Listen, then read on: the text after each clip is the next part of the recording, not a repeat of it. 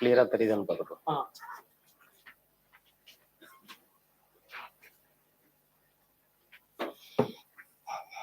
Welcome to the test discussion, test number 1.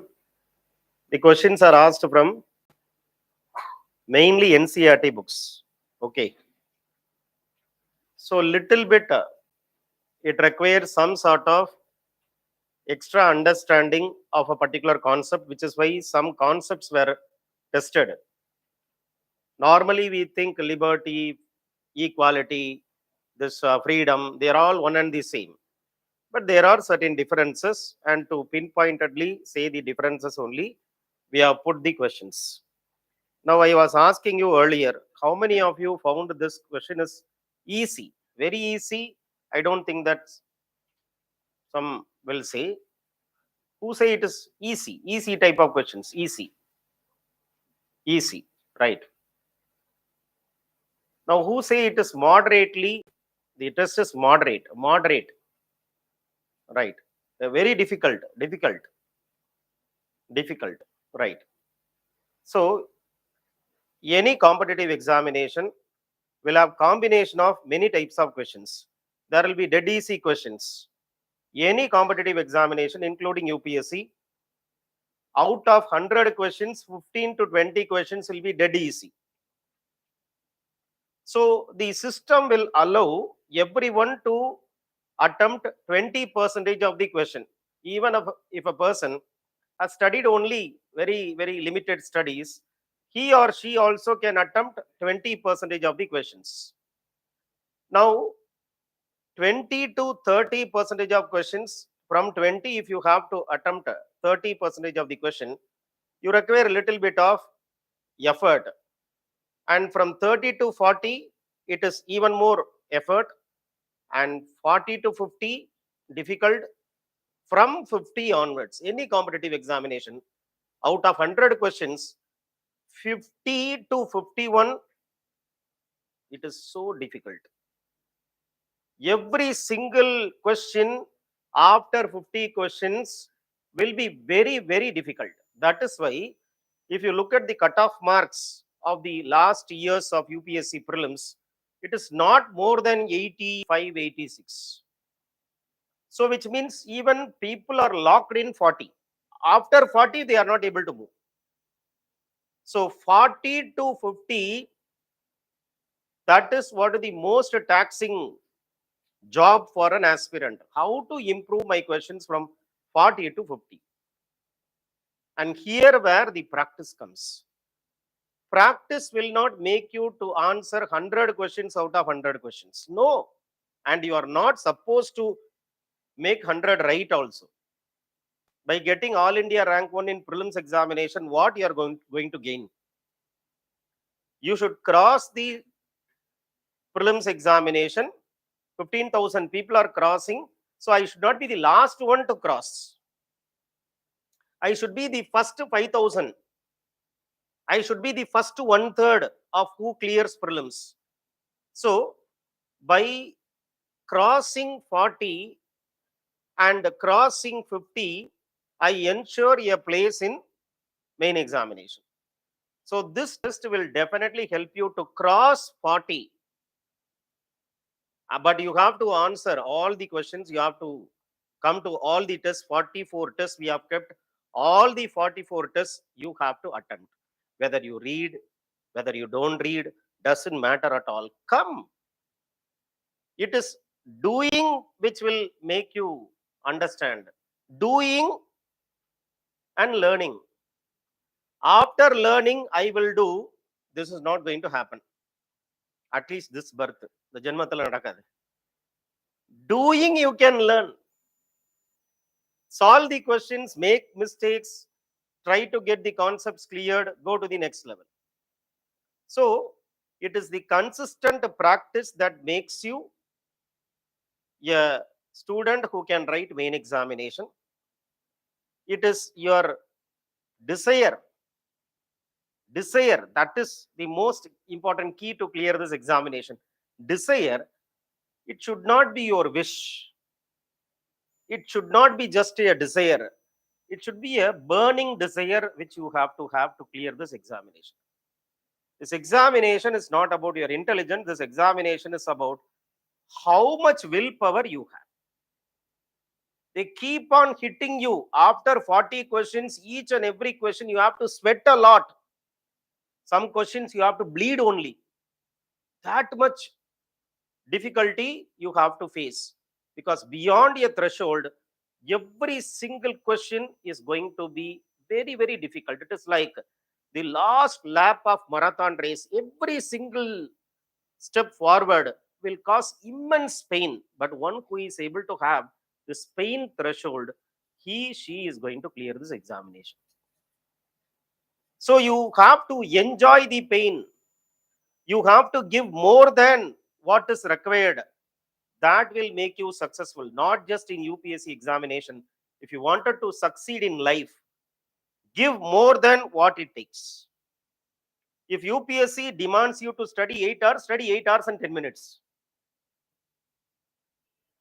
If UPSC demands you to sleep only 4 hours, you sleep only 3 hours and 45 minutes. So you give more than what you take. And that is the best strategy which you can adopt to clear this examination. Give more. If you have to give more, what you should do, you should expect more from yourself. You should expect more from yourself. You should tell that I can do more, I can do more. Don't get settled. You studied 8 hours today as per your plan. Don't be so happy and all. Increase your time limit tomorrow. Today is 8 hours, tomorrow 8 hours and 10 minutes. Extra 10 minutes, you see how difficult it will be. So expect more from you. Then only you can give more. And don't have any negative feeling, because positive thinking may not give you success, guaranteed success. Positive thinking may not guarantee you success, but negative thinking guarantees failures. Negative thinking guarantees failure. Positive thinking may not guarantee success. So therefore, avoid negative thinking. People will come, question you, they'll ask you how much your score. Your score may be bad. Pavan Kumar, who got in the first test like you, he wrote the first test, he was our student. First test he wrote, he got negative marks. First attempt he got IAS, and today he is the Corporation Commissioner, Tirupur. His friends and are laughed when he said, I wanted to clear in the first attempt, IAS I wanted to clear. They laughed in a class. When you will get negative marking, how in UPSC exam, all India level exam, you will get first mark. But he told his friends that, see, now it is negative, next it will be 0, then I will start improving. And what he told, that he did, because he expected more from himself. He said to himself that I can do more, I can do more. And that is very, very important, because this examination demands this. That is why you will see that many students will be studying hard, more than you, but they may not clear the examination. Why they will not clear the examination? Not because they are not studying, because they are not having a positive mindset. This examination is your mindset. So believe that you will have a place in Labasna. Tell daily to yourself that this is my attempt. This is my attempt. I will prove myself. I will give more than what I am supposed to give. I will expect more from myself. Align every activity of you with respect to this examination. Every activity, my leisure, my enjoyment, my studies, my eating, my sleeping, everything will have to be aligned towards this examination. That makes success possible. Align everything towards the examination. Vinayaka Chaturthi is not holiday, right? Diwali, Pongal, when you clear this examination, every day will be Diwali, every day will be Pongal. So believe that. You will enjoy this life. But you give more than what you are supposed to give. Everything will be under your control. Coming to the question, this first question, which among the following most resembles direct democracy? You know the genesis of direct democracy. You know, in Greece, it started because there was conflict between people. Some people who were having all powers, and there are many people who are powerless. So this conflict has to be resolved. Only few people can take direct decisions. Why not the others? So that resulted in Greece the concept of direct democracy, where everybody in that society will participate in the decision making directly. Switzerland comes closer to direct democracy. Some instruments are there: right to recall, plebiscite, referendum. Plebiscite is non-binding on the government. Referendum is binding on the government. That's all, which can be synonymously used. In our country also, there are certain panchayats where the sarpanchas can be directly recalled. Some states have the system where the sarpanch can be recalled by the voters. Now, this is the background. Against monarchy came direct democracy. India also have some in some level, but not in general. The concept of direct democracy is not there in India. Opinion poll, is it a direct democracy? Few, whether opinion poll will be conducted to know the opinion of all 140 crore people of India. A sample will be there, and they will try to get the opinion from the sample, how it will lead to direct democracy. So this is wrong. Representative form of government is a feature of indirect democracy. We will not directly take part in the decision making. On behalf of me, my MLA, my MP will take decision. So this is also not. Universal adult franchise, just I will vote. Is that meaning that I will take part in the decision making process fully? No. Gram Sabha is having the element of direct democracy. Gram Sabha. Gram Sabha consists of all the voters in the village or a group of village. Right? So this is the answer. Answer is D. Reservation of constituencies. Constitution provides reservation only in Lok Sabha and State Assembly for SC, ST. Yes or no?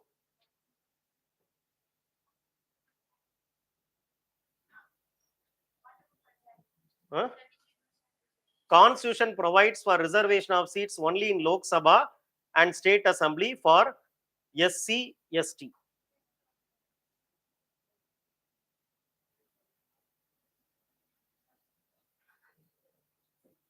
Reservation of constituencies. Do you have the concept of constituencies in Panchayat Raj election? Do you have the concept of constituency?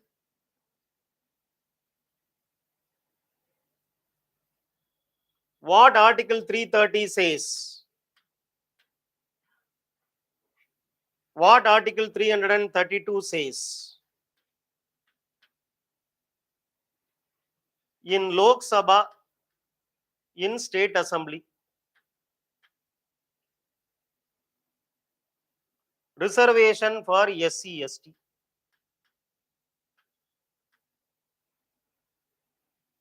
Right or wrong? Boundaries of reserved constituencies are drawn by the Delimitation Commission, which is appointed by the Parliament. Who is appointing? President of India appoints the Delimitation Commission, not Parliament Act empowers the President to appoint. Parliament Act only empowers the President to appoint. Act of the Parliament gives power to the President. So 2 is wrong. Answer is 1 only.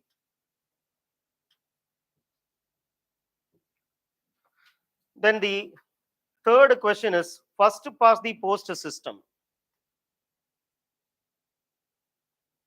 This you have introduced where through Constitution or through Representation of People Act? Representation of People Act, RPA. Which RPA? 19?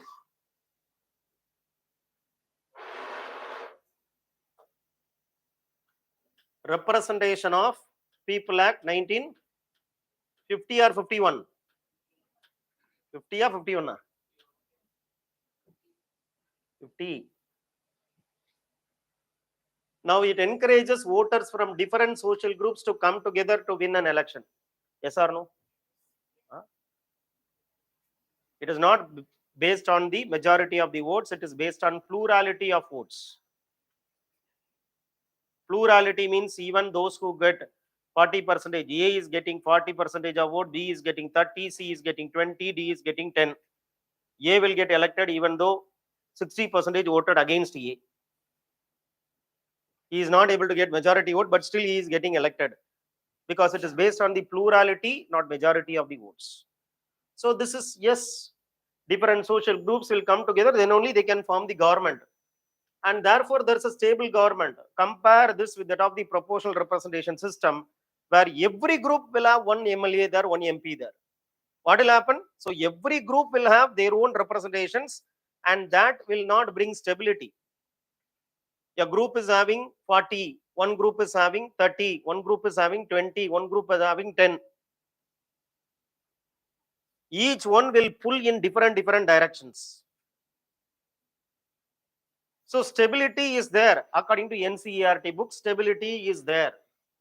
Single transferable vote is a variant of this system. It is a variant of proportional representation, not first past the post system. Elected candidates are accountable to the voters because the candidate is contesting in the election, not the party. So 3 should not come. Answer is D. 4 and 5 will be 4, 5, 6 will be current affairs. Mohan sir will handle. Now go to the 7th question. With respect to Election Commission of India, it is conducting elections for president, yes, vice president, state legislative council. Yes or no? Who will conduct election for MLC? MLC election. MLA election? Commission. Election commission. MLC election? Yes, commission only. Chief election commissioner has equal powers with that of other election commissioner. Yes, they are equally footed. So the decision will be majority decision. Answer therefore is both 1 and 2. President of India is the chief executive of the government of India. How to read assertion-reason type of questions, you know. Last 15 years, they did not ask. I think 13, 14 years, they did not ask assertion-reason type of questions. For the first time, they have asked in 2023. After, say, 13, 14 years, they have asked this. Earlier, 13 years back, 14 years back only, they have asked assertion-reason type of question. Is there any, how do you process the question? Any idea? How do you process the question? I will give you a simple technique. Okay. Read the assertion. Read the assertion and use the word because. Then read the reason. Assertion, because, reason. Read. President of India, the chief executive of the government of India, because President of India is elected by the elected members of the parliament and elected members of the state legislative assemblies.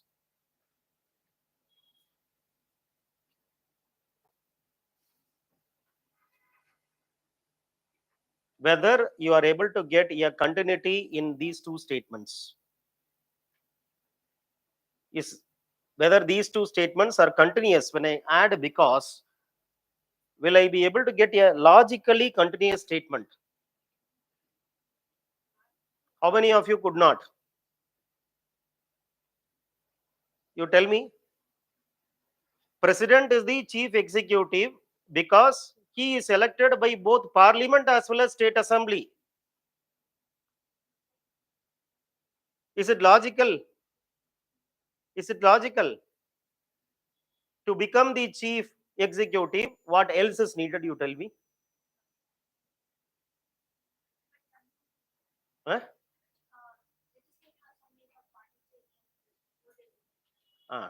Exceptions are not examples.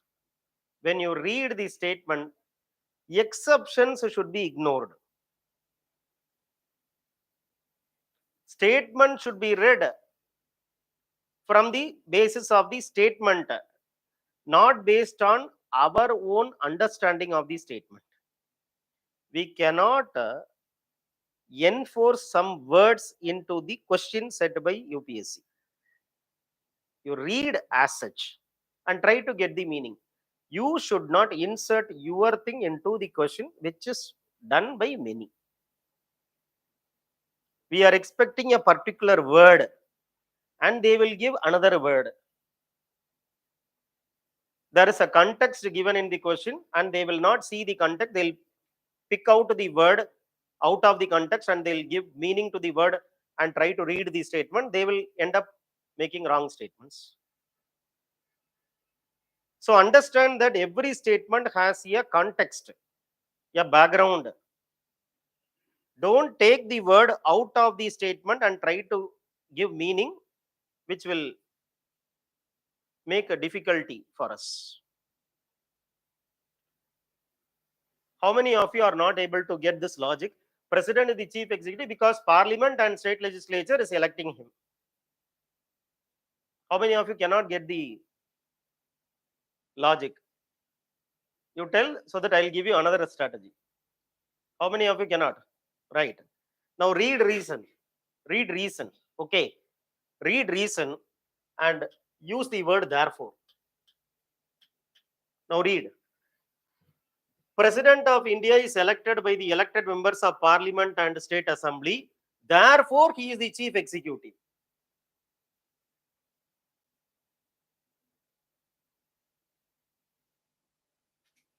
Sounds logical? Why he is at the top? Because both the legislature, state legislature and central legislature is electing him. Therefore, he is kept at the top. So you should understand that assertion reason is not about constitutionally correct statement. It can be also about logically correct statement, philosophically correct statement, ideologically correct statement.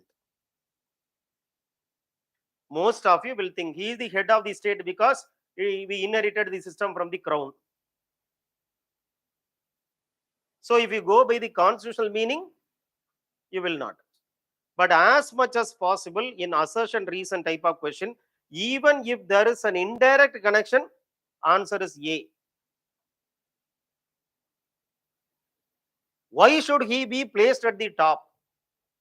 Because he is elected by the parliament, he is elected by the state legislative assemblies, which is why he is kept at the top. Logically correct only, no? So either you use A, read, or using because, read A, add because, read B, read or read R first, then therefore, then A.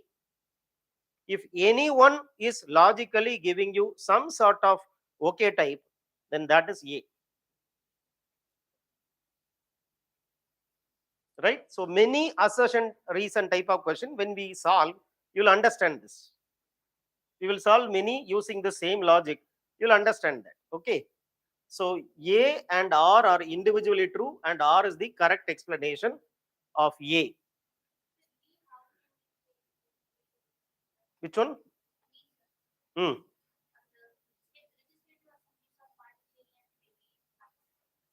Legislative assemblies of Pondicherry and Delhi Are they not participating in the election of the president? Then what? Oh, what? You should tell that this is no, they don't participate. State assembly will not participate. Parliament will not participate. Then only you can tell that this statement is wrong. Right? So 3 people should be there. 2 people are there. You are asking why the third person is not there. Since third person is not there, these 2 people are not there, you are telling. Understanding this point or not? For you, 3 people should be there. I am saying 2 are there. You say the third person is not there.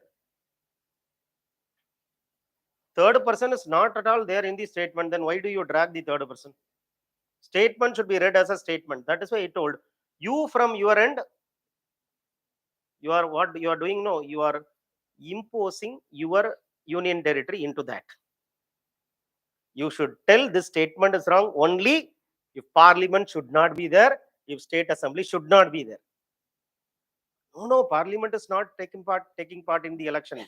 No, state assembly is not taking part in the election. Only if you tell that, the statement becomes wrong.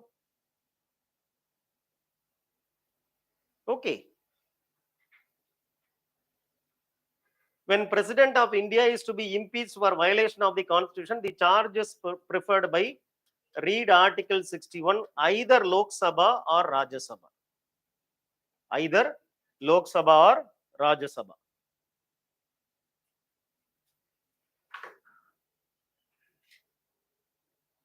Which is not correct. President has the right to address and send a message to both houses of parliament. Is it right or wrong? Article 86. President may prorogue either Lok Sabha or Rajya Sabha. Prorogation power is given or not?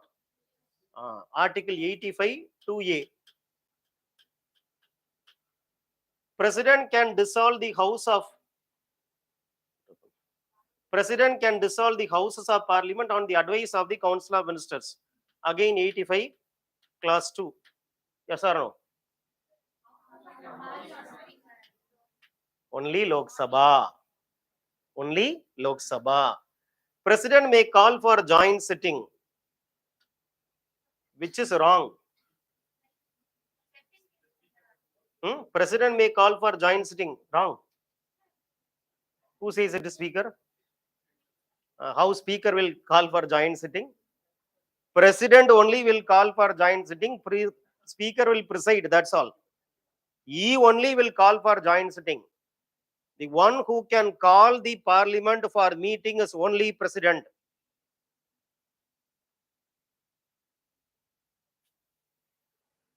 Right? So he does not have power. Speaker does not have power to convene the parliament. Only president can convene the parliament. Presiding officer of Lok Sabha, that is speaker, will preside. He will only preside. He is not going to convene. So answer is what? Which is wrong, they are asking. C is wrong. 11. Who is appointed by president? Whether state advocate general, why should not come? Attorney General, Election Commissioner, member of UPSC, member of Finance Commission, Chief Justice of High Court. 1, 2, 3, 4, and 6. Simple. Features of parliamentary executive, that is parliamentary government. Collective responsibility, Article 75 says. Generally, it is given leadership of president, leadership of prime minister. He is the cornerstone. He is the cornerstone, not the president. So leadership of president, if you say executive power is vested in the president, that is constitutionally correct according to Article 53. But if you say leadership of president, he is not directly in charge. No, he is only passive role. Active role is by prime minister. So this is PM, not president. So this is wrong. Dissolution of lower house is a part of parliamentary democracy. So 1 and 3, only 2. 1 and 3. Then question number 13. Discretionary power of the president. Tell me what is the answer. Whether pocket veto is discretion. How many of you say no? No. So no problem. Anyone who is having a very different opinion, kindly come out with your answer, then only we can correct you. Pocket veto, suspensive veto, discretion or not? Seek information from the PM, discretion or not? Discretion or not? Responsibility is one thing, discretion is another thing. What is discretion, you tell me? Without? Discretion means without getting the advice of Council of Ministers, what action he is committing, that is only discretion. Discretion means without getting the advice of Council of Ministers. Whether he will get the Council of Ministers advice to ask for information or on his own only he is asking for information, yes. Caretaker government, whether caretaker government is appointed by the president after getting the advice from the Council of Ministers? Answer is what? All the four.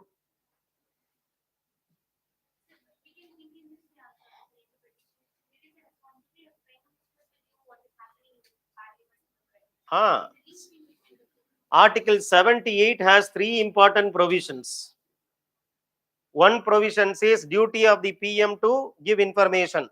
Another provision says when president is asking for information, you furnish the information. Third, when president is telling that individual minister has taken the decision, kindly put the decision to be taken collectively, then it is the duty of the PM to put their decision which was taken by the individual minister for collective decision. Three things are there. When he is asking, give. Even without he asking, give. He told you to take collective decision, take it. Three things. Article 78. So all the four. Any doubt?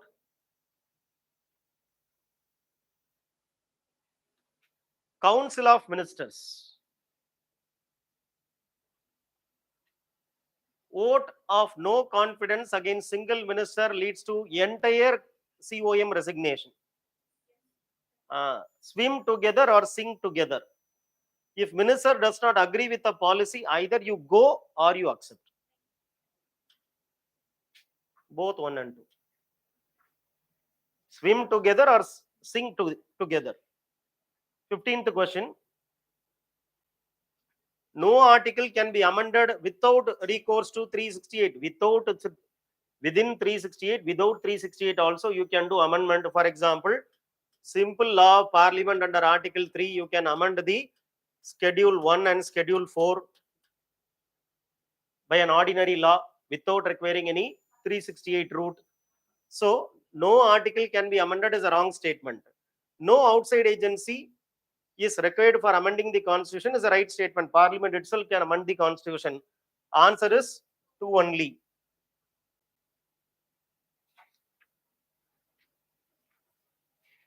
Then 19th question.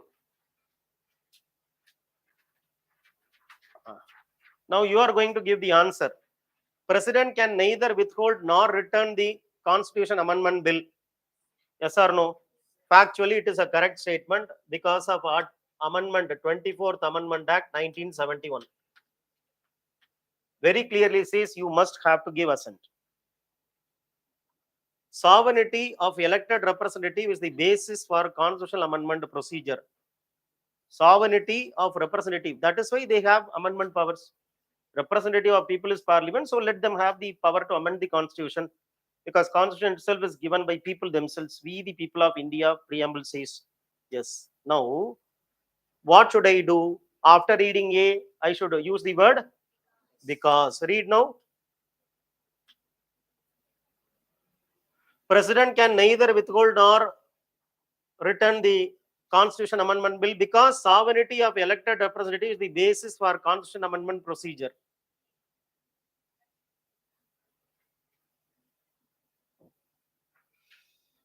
Then you have confusion. Again, you go back. What you should use? Tell me now. Sovereignty of elected representative is the basis of the constitution amendment procedure. Therefore, president can not withhold. He has to sign. Correct ஆகுதா? So answer என்ன?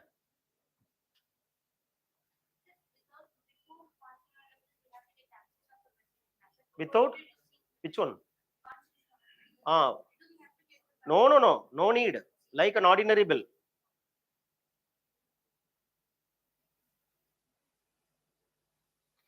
Constitution is neither a static document nor it is unalterable. Yes or no? Indian constitution amended 105 times. Unlike US constitution, it is both rigid and flexible. Simple question. What is the answer for 21? Boundary, Article 3, ordinary bill, simple majority. Right? Next. Basic structure doctrine. It sets limitations on the parliament to amend the constitution. Yes or no?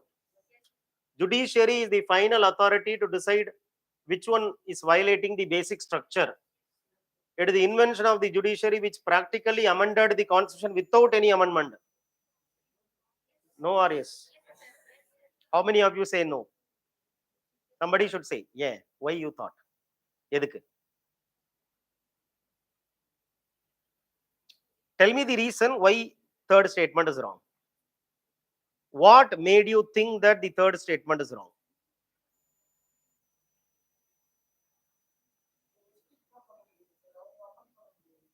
அதுல என்ன கொடுத்திருக்கிறோம்ப்பா? Invention of judiciary, it practically, technically it did not, theoretically it did not, practically it amended the constitution without any amendment. Basic structure doctrine is an example of judicial review. Judicial review is an example of judicial activism. Simply they'll keep on telling this is basic structure, this is basic structure, this is basic structure. Subhas Kashyap writes an article on basic structure doctrine. He says, is basic structure basic? That is the title of the article. Is basic structure basic? Because he says anything to be called basic will have to flow from constitution directly. It should directly come from the constitution. It should be expressly written, very explicitly written in the constitution. Nowhere we find the mention of basic structure in the constitution. So basic structure itself is not basic. But through basic structure, what you are doing, when parliament is having 368, they will do some amendment, it will come to you, you will say 368, you will not give something or you will give something which is not directly given in the constitution. So you are practically amending the constitution without 368. There are many such controversies with respect to judiciary and the recent controversies surrounding Article 142, which was asked in UPSC Prelims 2 years back. Article 142, render complete justice. Render complete justice, I will do everything. So Constituent Assembly also discussed all these things. Don't give any sweeping power to anyone because they will misuse the power. And they thought that this power will be used very exceptionally, not frequently. So any innovation or any constitutional provision which is given to the judiciary to tighten the government or the parliament will have to be used very rarely.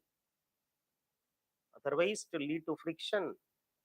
Otherwise, it will lead to dilution of the separation of power. Basic structure is one. 99th Amendment Act came. NJAC came. What the court said, October 2015, violates basic structure.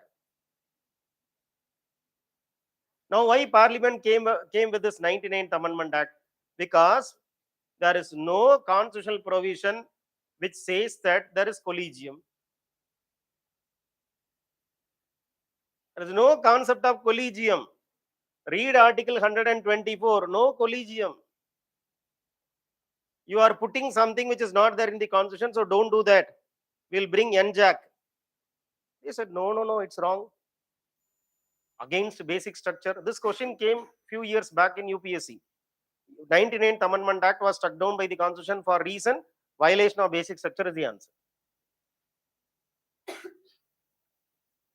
So practically they are amending through this concept of basic structure is a right statement. 1, 2, 3.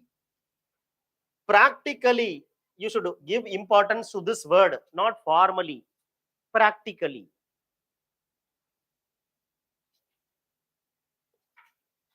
Unique features of Indian secularism.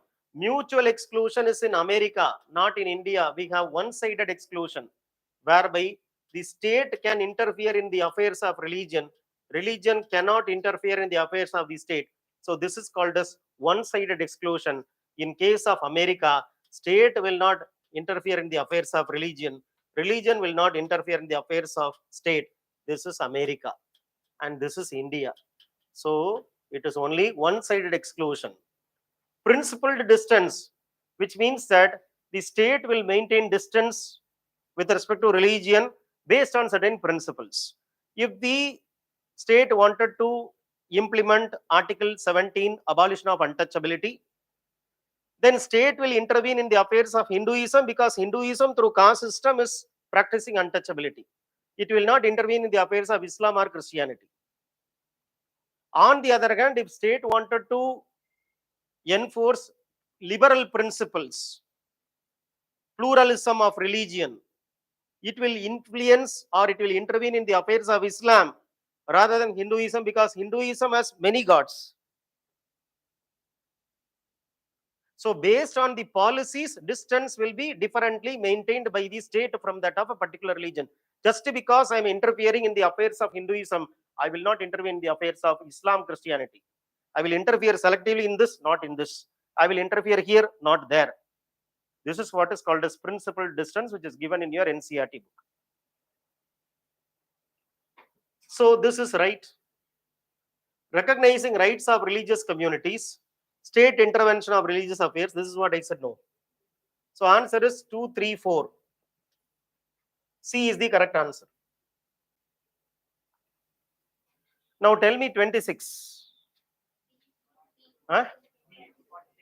40. Amendment was believed to be overcome the judicial interpretations of the fundamental rights. Judicial interpretation of the fundamental rights.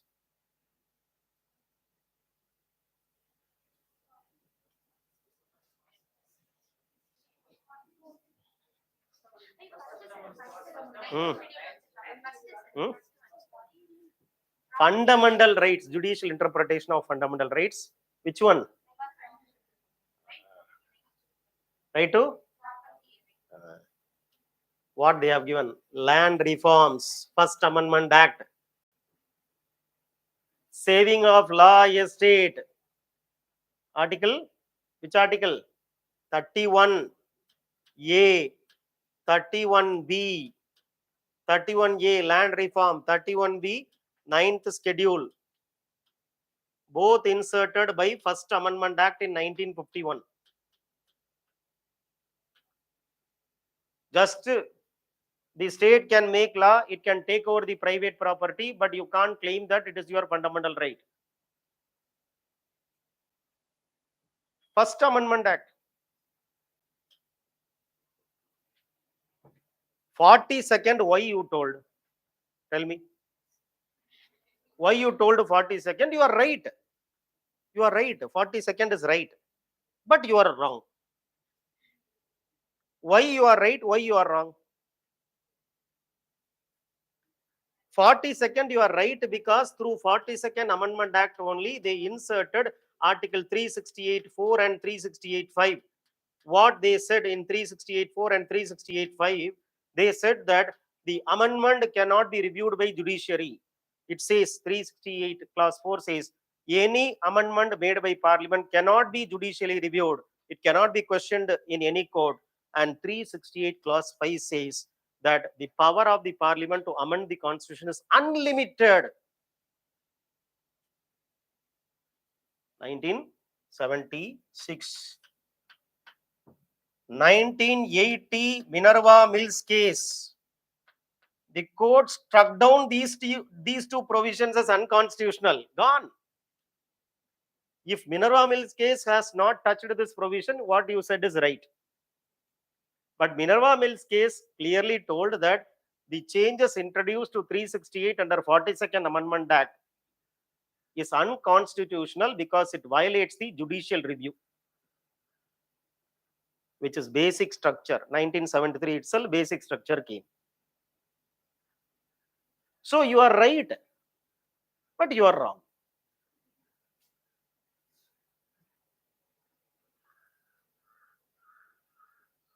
Federal feature in India, integrated judiciary is wrong, emergency is wrong, single is wrong.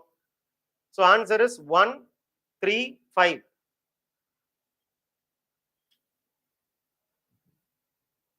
Unitary it is, unitary it is, unitary it is. Not federal. Right? So 27. Next question is 28. Independent judiciary abdina federalism.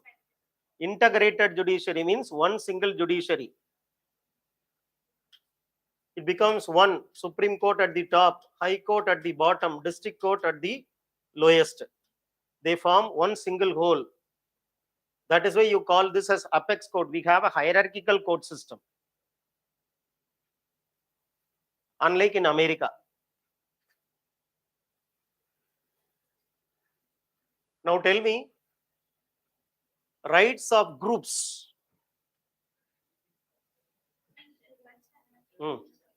Freedom of expression under Article 19(1)(a) is for citizen, individual.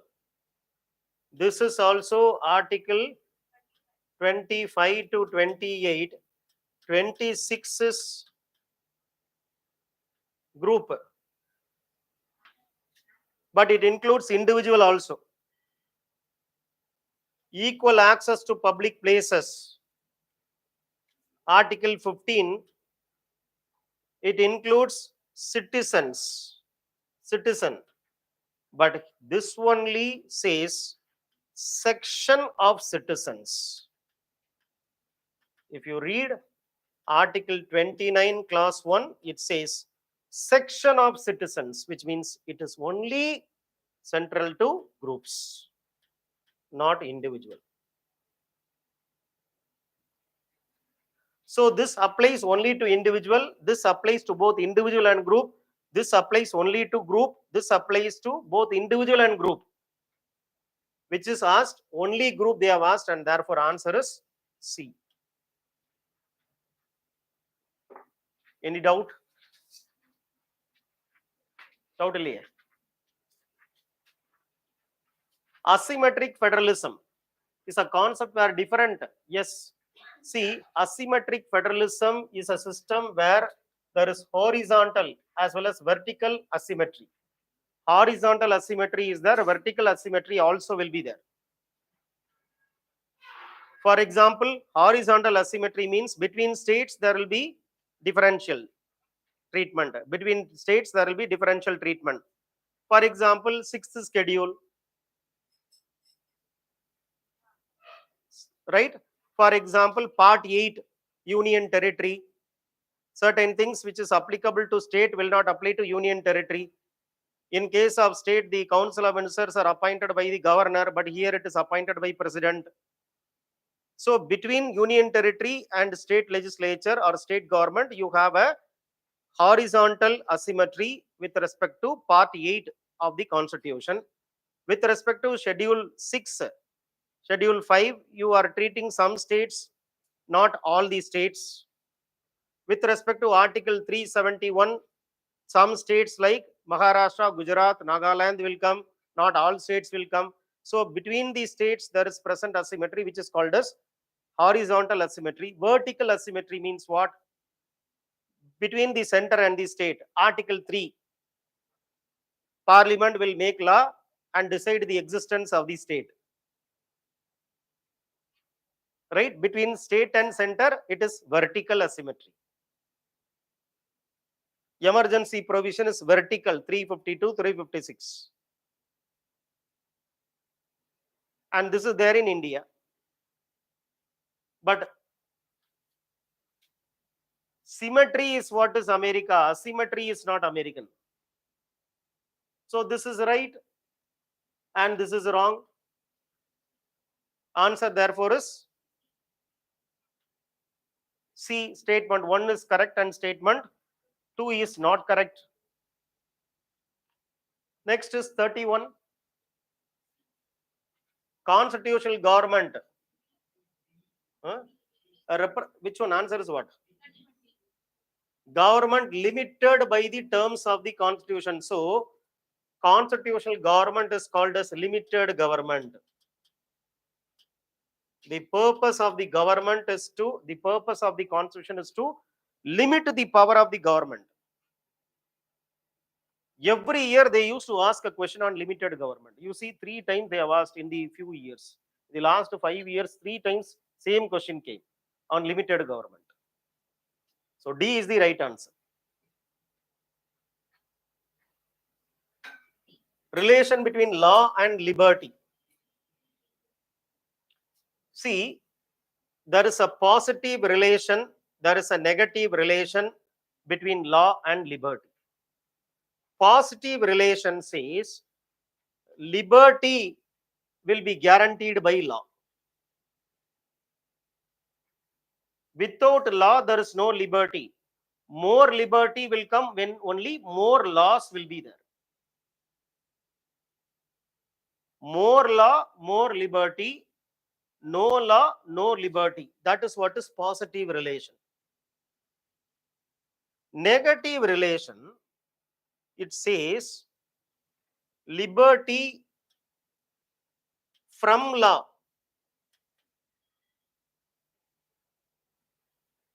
Law is restraining your liberty.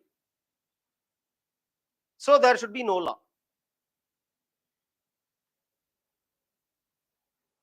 So now read here, if more laws are there, less liberty will not be there. More liberty will be there. If no law is there, no liberty. If there is liberty, law has to be made by people. Why law will be made by people? Law will be made by Parliament. If laws are changed very often, liberty is in danger. Why? We have given many liberal interpretation today. Right to privacy has been declared as a fundamental right. Right to environment has been declared as a fundamental right. So by changing the law frequently, you are empowering the people, not restricting the people. So this is also wrong.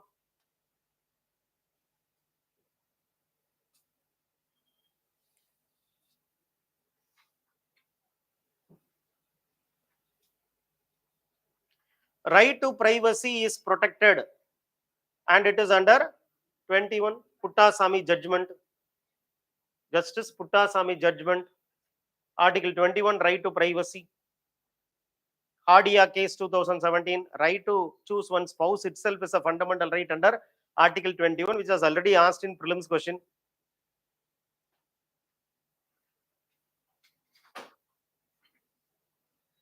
Next is 36. 368.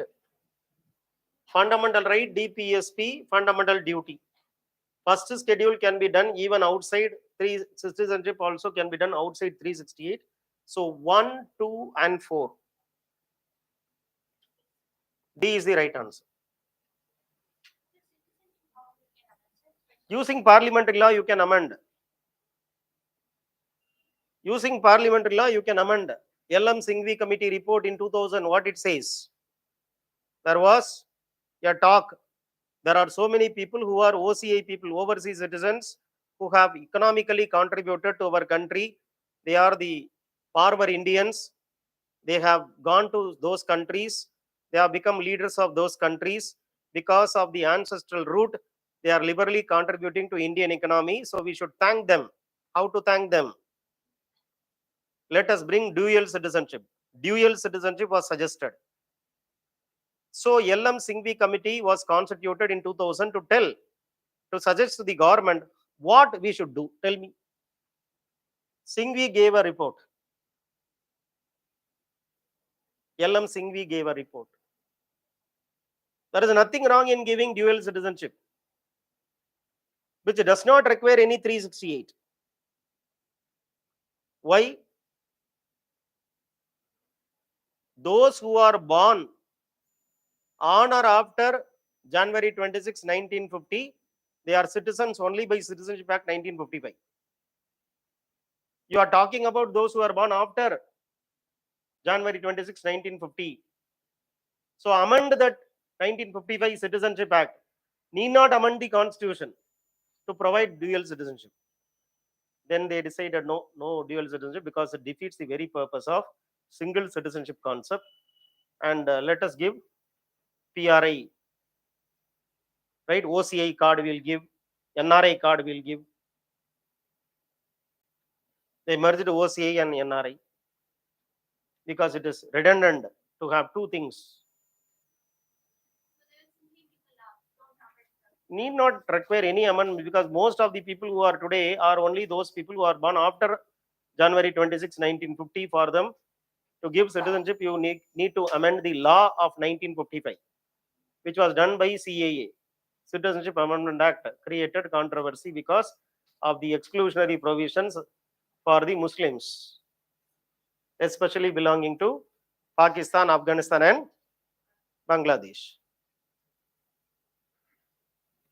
Federation is nowhere mentioned in the constitution. India is an indestructible union of destructible state.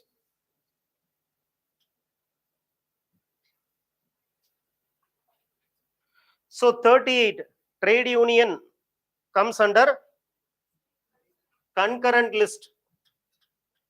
Item number 22. Livestock and animal state list. Item number 15. Education concurrent list. Item number 25.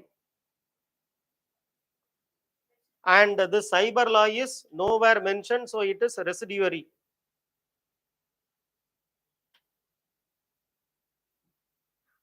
So answer is what? 2 and 3. 2 pairs. 39. Residuary na? Ama. What is not there in union list, what is not there in all the 3 lists should be called as residue.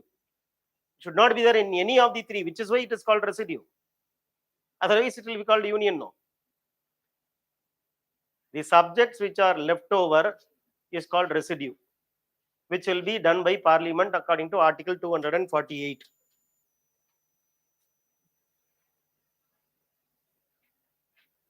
Formation of new state by separation of territory. So strong unitary character, emergency, single citizenship, all India services, all 4. President rule means what? C 356.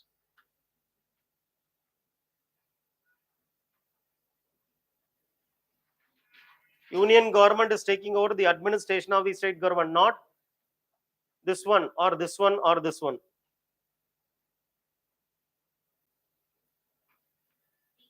Parliament can enact legislation on national interest, Article 249. 2/3 present plus voting. If Rajya Sabha passes a resolution, then Parliament can make law on state list.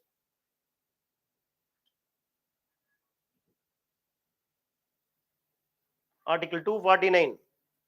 When Rajya Sabha passes a resolution by 2/3 present plus voting, based on this Rajya Sabha resolution, state list items can be made law by Parliament.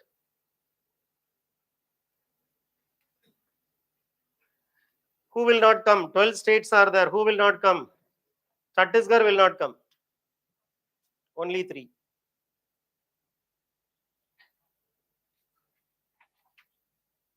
Maharashtra, Gujarat, Nagaland, Assam, Manipur, Andhra Pradesh, Telangana, Sikkim, Mizoram, Arunachal, Goa, Karnataka. These are the states. 12 states are there coming under the special category status. Very, very simple. Lord Ripon. Panchayat Raj system 3-tier structure is uniformly not. All levels are elected directly by people. 3.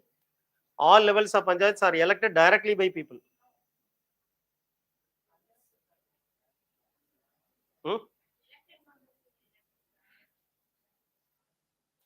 According to the text, it is right.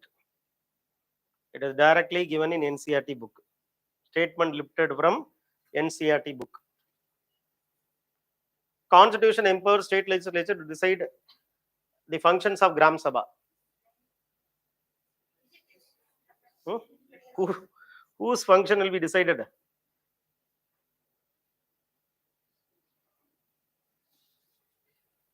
Gram Sabha, Gram Panchayat function will be decided by state law.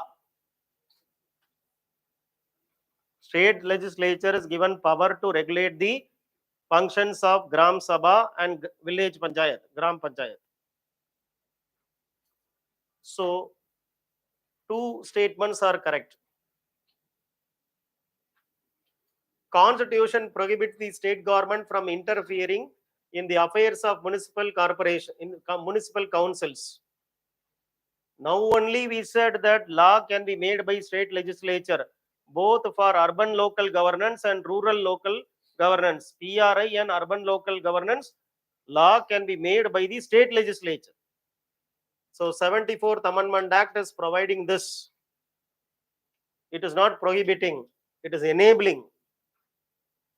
29 subjects, 18 subjects, 12th schedule. So neither one nor two.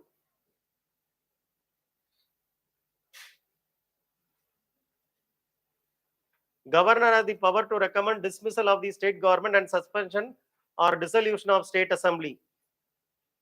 Governor decision or the recommendation to impose president's rule shall not be questioned by any law. Then why SR Bommai case came?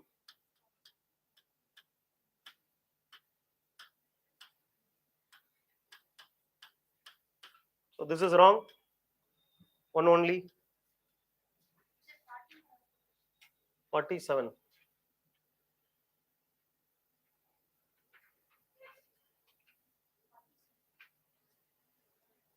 Which one? 47 is not there. Maybe 47 will be current affairs question. Mohan sir will discuss. He will discuss. 48. Done. 49. Done. 50.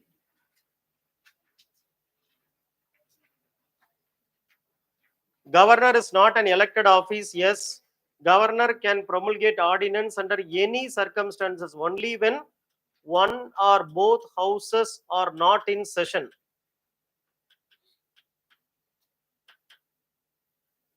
So this is wrong.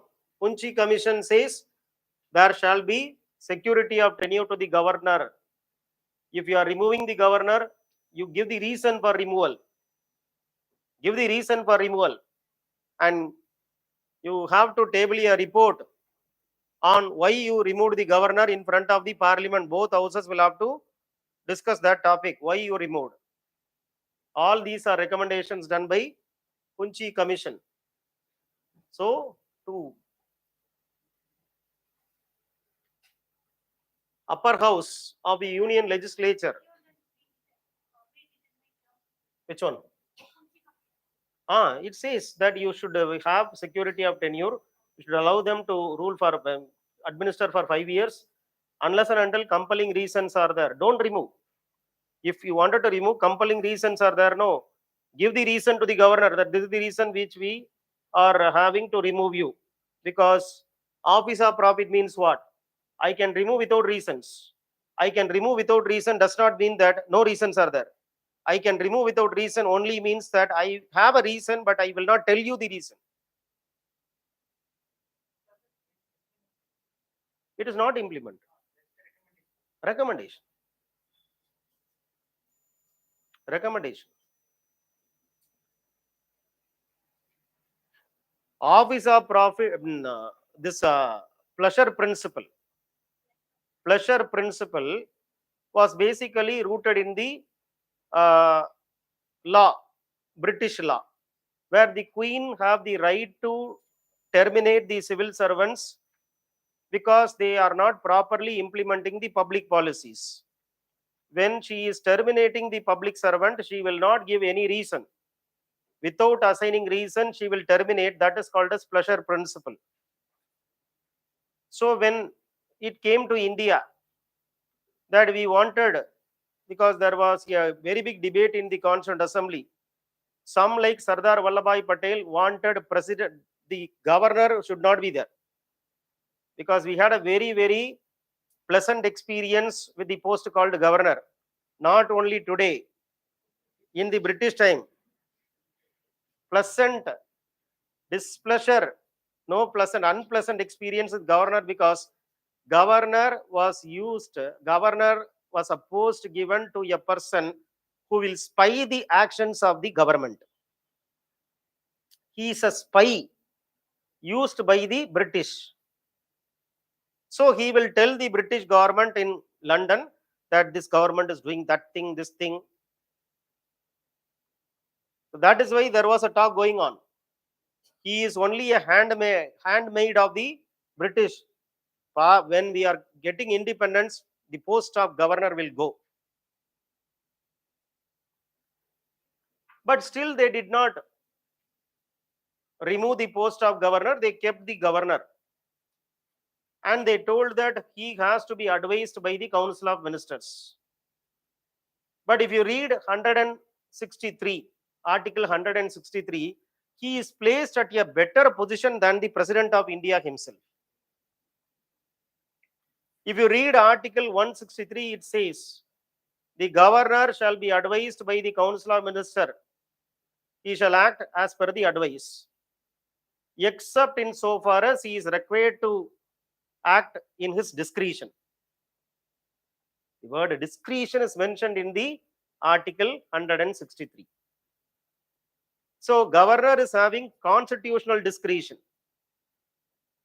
The post of governor was not a controversial one till 1967. Because by 1967, Congress in the state was thrown out and regional parties came to power like DMK. Now the ruling party is Congress in the union, the ruling party in state is DMK, and the congressman will be the governor. So from that time, 1967 onwards, more it became problem, because why 1961? From 1947 to 1967, in 20 years you have center as state and state both ruled by Congress. So governor is not a headache. Again, we had to go back to that colonial experience, that governors were used by the central government to, scrutinize or to make the work of the state government difficult if it is ruled by another party. So some suggested we will bring governor, he can be removed only by the legislature. Then they said there will be a two dual authorities. Governor is also removed by the legislature and Council of Ministers also removed by the legislature, means he will become a parallel authority. Many cases the Supreme Court has consistently told that governor is only a ceremonial office. He is not the active head, he is only the ceremonial head. He is not the real executive. Real executive is vested with the government, including the recent May 2023 judgment, which was in favor of the Aam Aadmi government. What the Supreme Court says, it is impermissible in our constitutional scheme where the unelected governor will be the real executive. That is what the court judgment, May 2023. NCT Delhi versus governor versus government. Because the services, 2015 services, through a home ministry notification, services has been transferred from the government given to lieutenant governor. 2016, the High Court of Delhi validated the order of the home minister. 2018, it went to Supreme Court and court said nothing doing. Give back the power to the government, not governor. Then 2023, again the case came, and this is what is the judgment which I have already told. Impermissible to have unelected person to be the real executive. That is not the constitutional scheme. So, the upper house of the union legislature has symmetrical representation is wrong. It is not America where every state will have 2 MPs in the upper house Senate. All members of Rajya Sabha complete their term in 2 years, 6-year term they are given. Rajya Sabha are elected by the elected members of the assembly of both state and union territory. If you read Article 80, Clause 5, very clearly they are saying Parliament by law will decide whether union territory will take part in the Rajya Sabha election. Parliament law was made, Rajya Sabha election, union territory will also participate like that of the state legislature.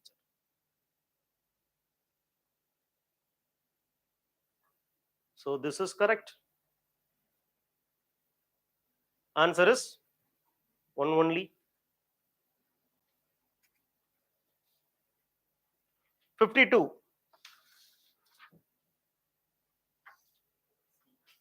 Lok Sabha can never make law on matters included in state list. No.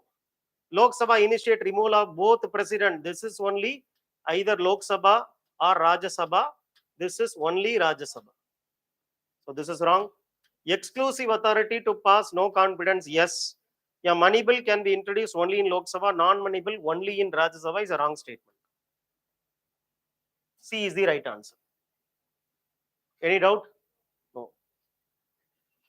During question hour, the members can raise questions without prior notice. Ulta. This is 0 hour and this is question hour. So neither one nor two. Only in 0 hour you can raise any question. Question hour, 15 days before itself, you should give the notice to the speaker that I wanted to ask a question. 15 days you have to wait, you will forget the question. Why 15 days? My friend told in civil services it will take 15 days for preparing the answer. They are preparing the answer, 15 days it will take. Who will prepare the answer? IAS officer. They will give the question to the IAS officer. You write the answer. He is used to write the answer. No, he is practiced to write the answer. So introduction, conclusion, ella eludhiruvaru.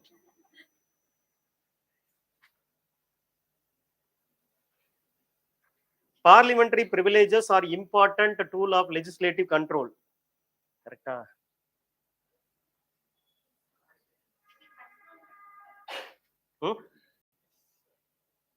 Privileges are tool of legislative control. Control?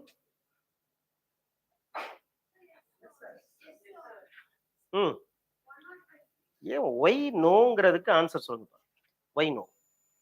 ஏதோ ஒன்று நோன்னு சொல்றீங்கல்ல. Why? It is not about answer, it is about your thought. What made you to think that this is a wrong statement? Because it is not about answer. It is about how your mind is working. If you can understand the pattern of your thinking, you can change the pattern if there is a need. How privileges would make control over Which person? If privileges are offered to us, how does that become a control Control on myself or others. I am MP. You tell me I can control you or you will control me. Non-MP will control MP. Ah. How privilege and control are so much contract. Privilege, you forget about this thing. Why privilege came? Tell me first the origin of privilege. There was a question. Equality in Indian Constitution means absence of UPSC question. Absence of A, power, B, wealth, C, privilege, D, none of. You automatically control. Brahmins controlled in the name of caste system because they had privilege. It is not power. It is not money. Privilege also will control the society. And that is the reason for Brahmin controlling the other four varnas, other three varnas. So, there are many sources of control. You can use money to control others. You can use power to control others. You can use prestige or status or privilege to control others. For example, I am Lok Sabha MP. I have certain privileges that I should be the first person in my district function. The collector did not give seat in the center stage. He told me to sit out. Go to the parliament, I will complain the collector to the speaker and tell the speaker to pass a direction to the government, state government, remove that person, collector. Police stopped. The MP is going to parliament, police stopped. He went, raised the issue. Which police stopped you? This police stopped me. Wrote to DGP. The speaker wrote to DGP, told remove this person, suspend him. Privilege gives so much of control, and that is the reason for why you have to have equality. Through privilege only they controlled. Understood this point? Any doubt, you go back to the basics. No member of parliament shall be liable to any proceeding in any court for anything he has said. I will tell anything. No question, no court can question me. Article 105. Presiding officer of the legislature will have the final power deciding what means breach of privilege. Not recognizing the privilege of the MP or MLA is called as breach. Don't respect the privilege, it is a breach. Contempt of parliament means what? Breach of parliament is different from contempt of parliament. Breach means not recognizing the privileges. Contempt means obstructing the functioning of the house. When the house is going on, somebody is obstructing the function, contempt of parliament, go to jail.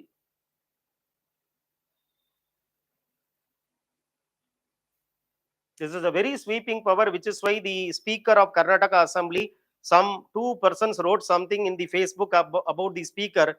He issued order, arrest warrant was issued by the police because speaker directed the police. It happened in Tamil Nadu. 2002, the famous or infamous Hindu case. How many of you know? Hindu newspaper case. How many of you know? In Anna Salai, there is Hindu newspaper. 2002. In Hindu newspaper, an article came written by Malini Parthasarathi. That article says that this legislature is wasting public money by just praising the chief minister, not doing any public work. Full of praise of the chief minister only without any public work. Money of the public is wasted. This article irritated the CM of that time. She gave that piece of article to speaker. Take action. He directed the commissioner of police, Chennai, arrest all those people involved in the publication of the article. Midnight, 2 o'clock, 500 police battalion went to the Hindu office, arrested 4 out of 5. One went missing.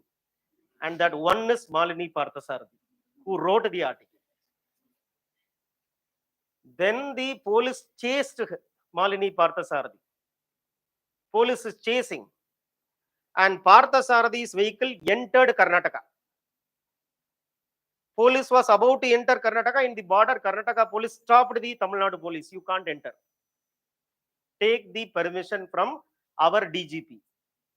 DGP Tamil Nadu will have to call the DGP Karnataka, tell that allow my force. By that time, ultimatum served to the police commissioner that you should arrest all in 24 hours exceeded. The police commissioner could not. He came to see the chief minister. Said, I can't do this. Let me go to central services. She says, already you have been transferred.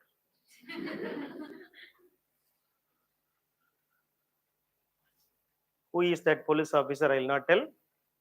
Very popular. Who is the CM? I will not tell. 2002. That also I will not tell. So much power they have. Presiding officer has the final power. Yes. This is yes. All the three yes. Go to 59. Create and abolish Article 169.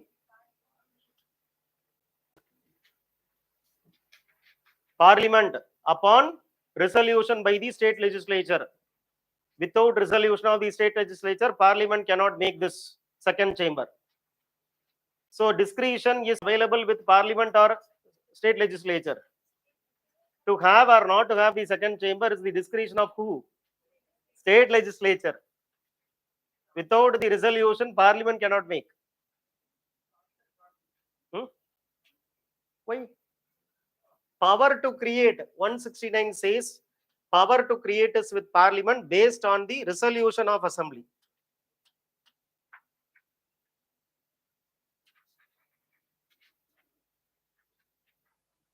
(52nd Amendment Act, 10th Schedule, 91st Amendment Act, size of the 75 1A, not more than 15% of the lower house, reducing the voting from 21 to 18, right to education 21A, all are right, 4 pairs.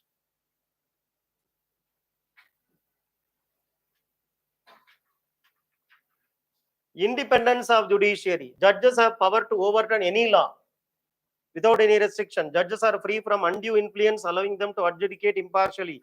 Judges can adopt actively influence or change legal social policy outcome. Judges limit their role in interpreting the law, respecting precedent and avoiding policy making. What is independence? Without fear or favor, you should be able to do your duty.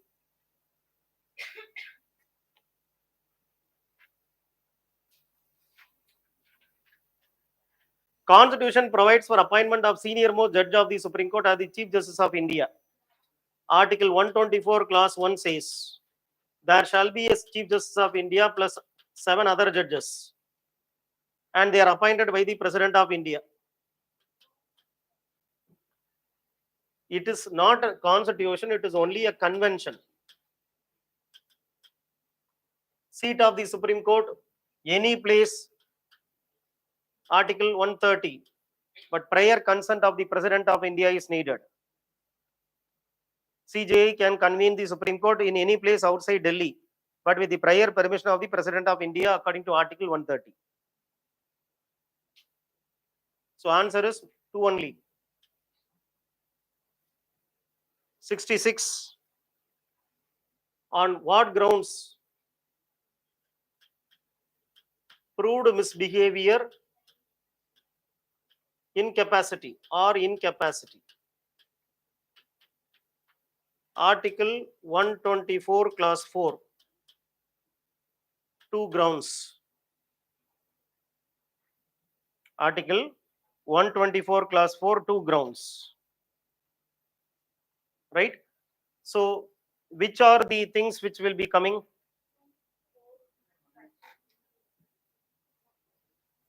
This will come. This will come. This will come. This will come.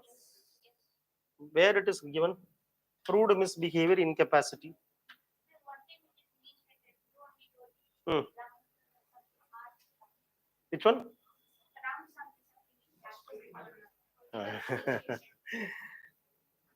Ravichandran case. That is different.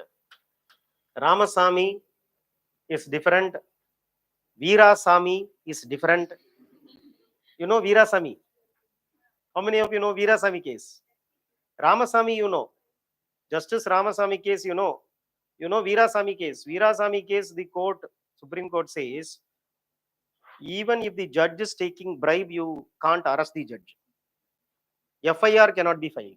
Veerasamy case. You have to take the permission of Chief Justice of India, then only you can file FIR. So according to the judgment, right royally, judges can take bribe. No one can do anything. Go to CJ and get his permission to file FIR. Arrest is not possible. Veerasamy, that is. Ramasamy, you know.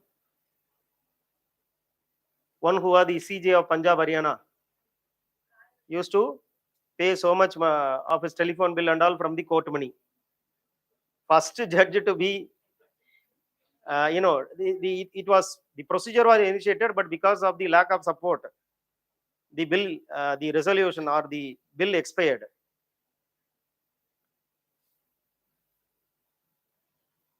In Ravichandran case, it says, proved misbehavior includes corruption also. Allegation is not a ground. It is just an allegation. Should be proved, no. So this is wrong. And hence 2 and 4. All disputes of federal nature are within the original jurisdiction of the Supreme Court. How all disputes, interstate river water dispute,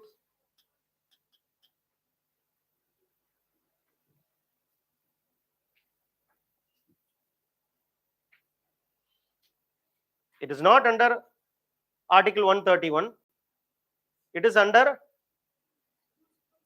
appellate jurisdiction. Appeal. Tribunal will give the award. It can be appealed before the Supreme Court. So under appellate jurisdiction only you have gone, not through original 131. Supreme Court's appellate jurisdiction extends to matters involving civil and criminal issues and not constitutional. Constitutional question included. Any individual whose fundamental rights have been violated can approach both High Court and Supreme Court. Yes, 32 and 226. Supreme Court is bound to give advice on all matters. All matters, no. Pre-constitutional treaty. If there is any case, then you have to. Otherwise, you need not. So answer is 3.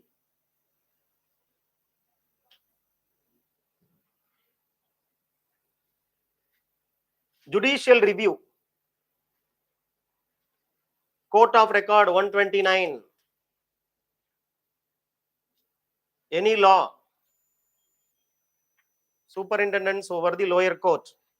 Power of the court to manage the administrative and internal affairs of judiciary periodically. What is the answer?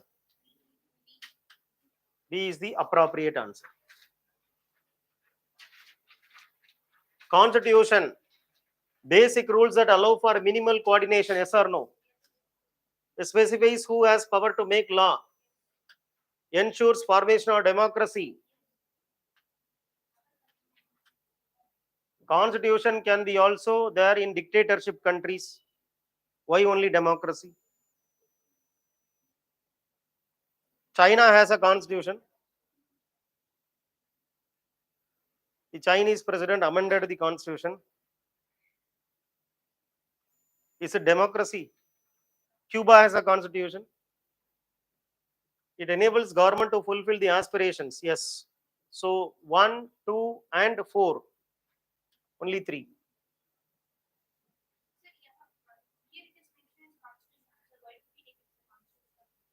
Why? It is constitution only, no. General, not Indian.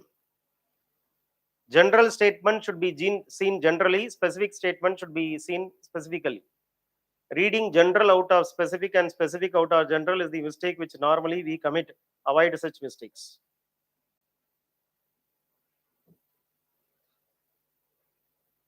Different forms of government. Presidential system, president is the head of the state government, but not the head of the state.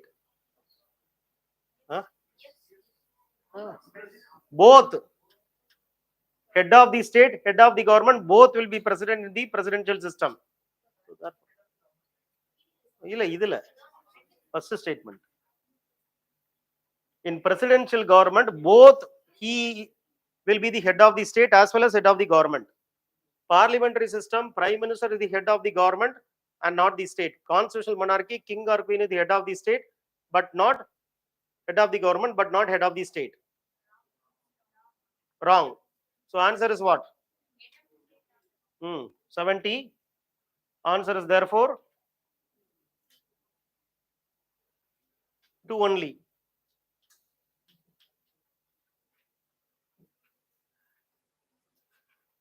Available to both citizens and foreigners. 14, Article 14, yes. 19, 1D, available only for citizens. This is Article 20, available for both. This is 29, available only for citizen. This is Article 27, available for both. Both this one and this one and this one. 1, 3 and 5. Any doubt?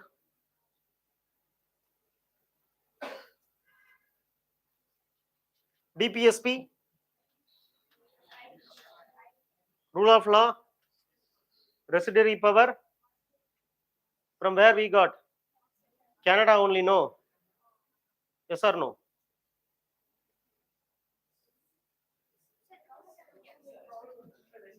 Residuary power is vested with the Viceroy according to Government of India Act. So answer is right.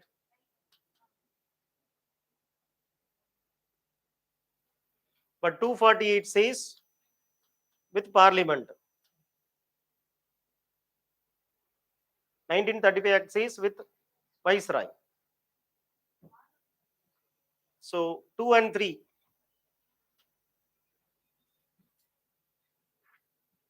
Mandamus. This is what? habeas corpus.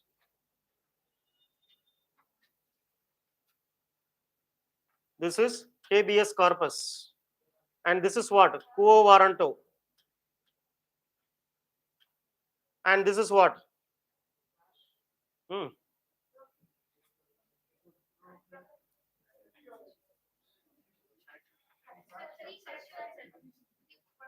Correct. This is correct.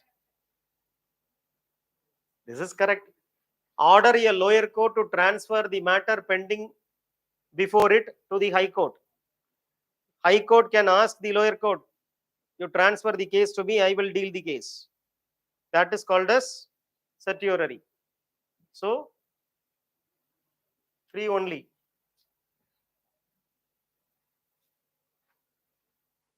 State government moving the Supreme Court for encroachment of central government into their legislative domain.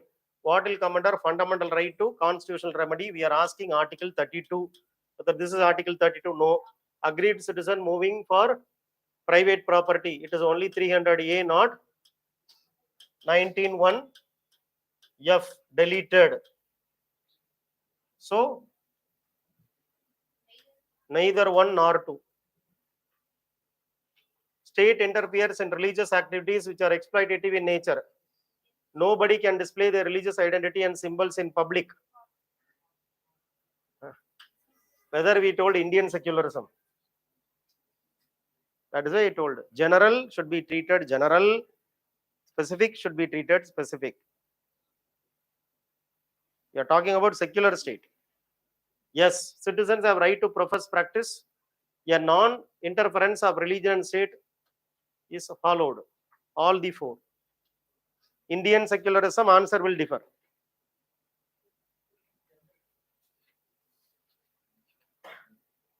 Right to freedom, not right to freedom. So 19 to 22 is what is right to freedom? Should not be 19. Should not be 19, 20, 21, 22. This is what? 20. This is 17. This is 21A. This is 29. This is what? 20. Freedom to attend religious instruction in certain education institution, 28. So 19 to 22 should not come.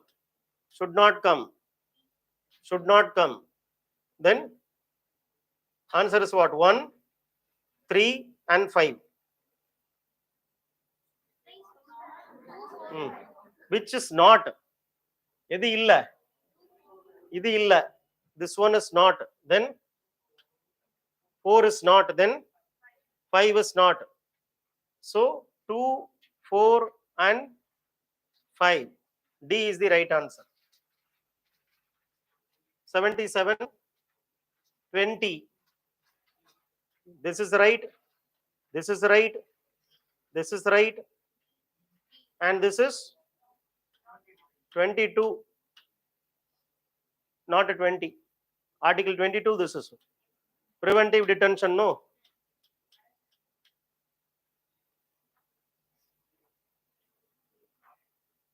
So which among the following provision is not included?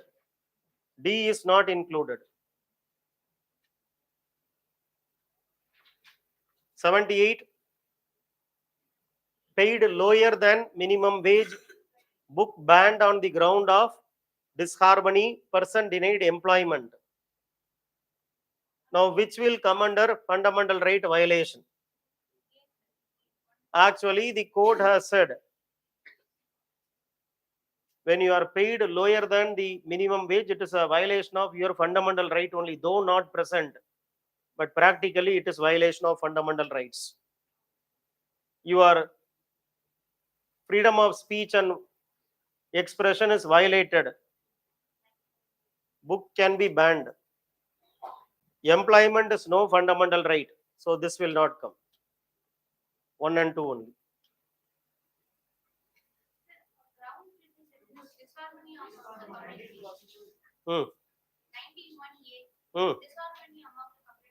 Okay. Definitely. Definitely. Public order, defamation, morality. 8 grounds are there in 19(1)(e). Not listed in DPSP. Goals, certain rights based on duty, policies.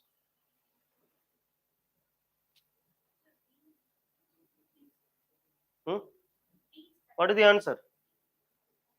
Not listed in DPSP. This is not listed no in DPSP. So B.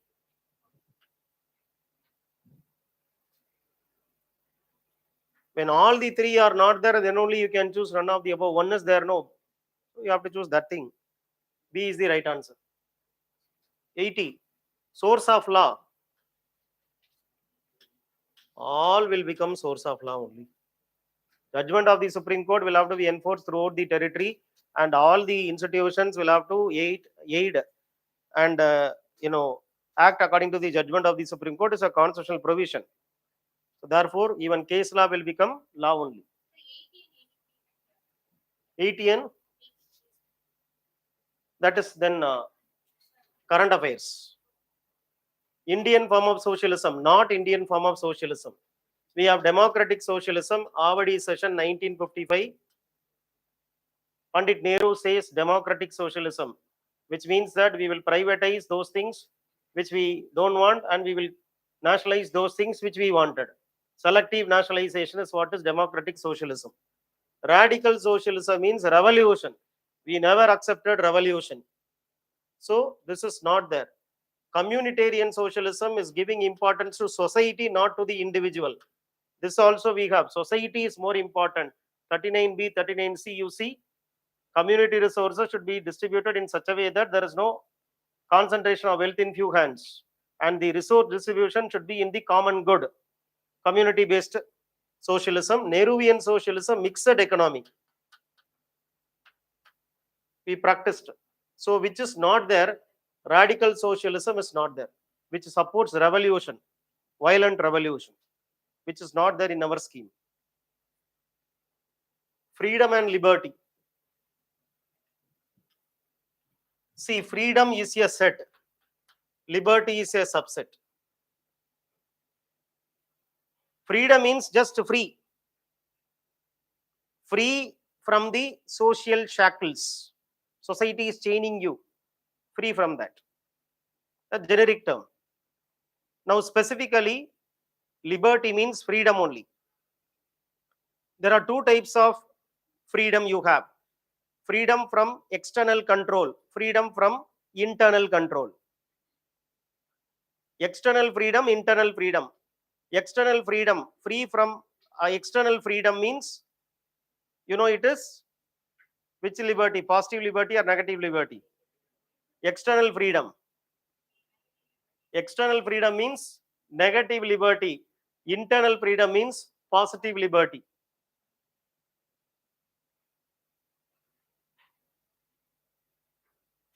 Somebody should not violate my rights is what? Negative or positive?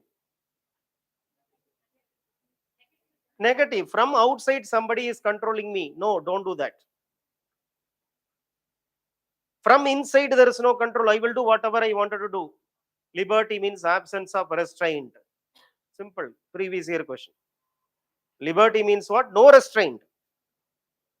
But no restraint, two restraints are there. From that only no restraint. One restraint is coming from outside society.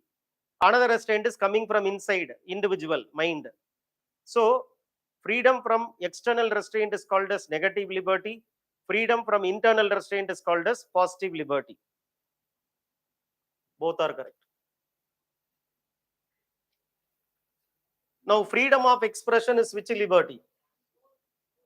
Both. See, negative means already I have, don't take it away from me. Positive means I don't have, give it to me. I have right to freedom of speech because I'm a human being. So this already I have, don't take it away from me.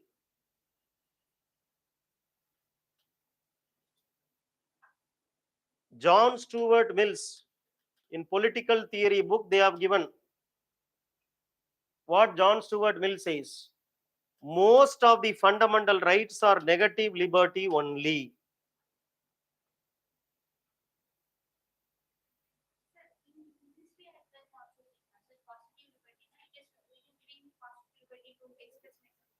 That is what is, no. Speech cannot be restrained by the state. That's all. Freedom of speech means state should not violate.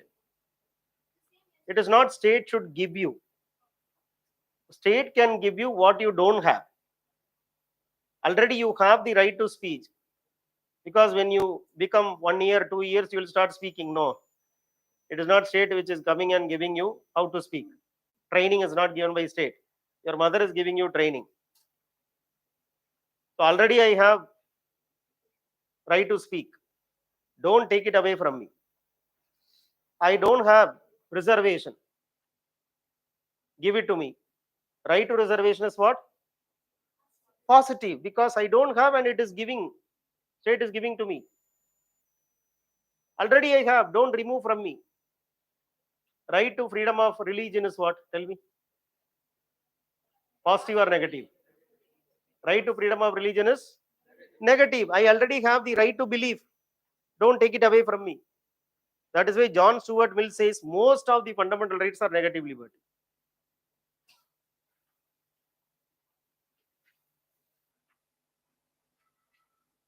So there are two types of actions.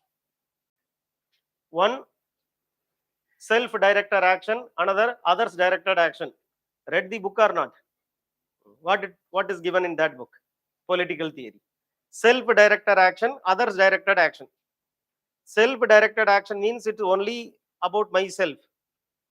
State should not interfere in that. Others directed action means that action of me will, affect others. There, state should intervene.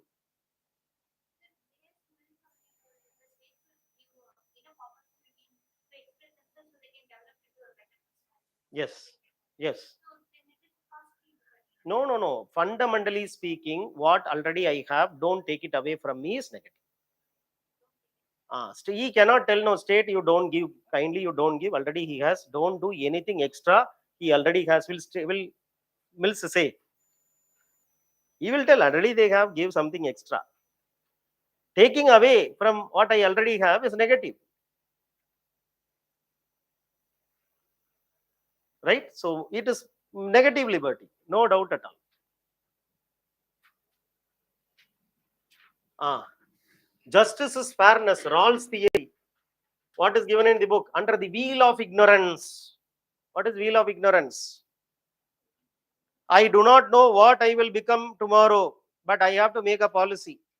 I will keep myself in the vulnerable section and I will make policy which is suitable for the vulnerable section.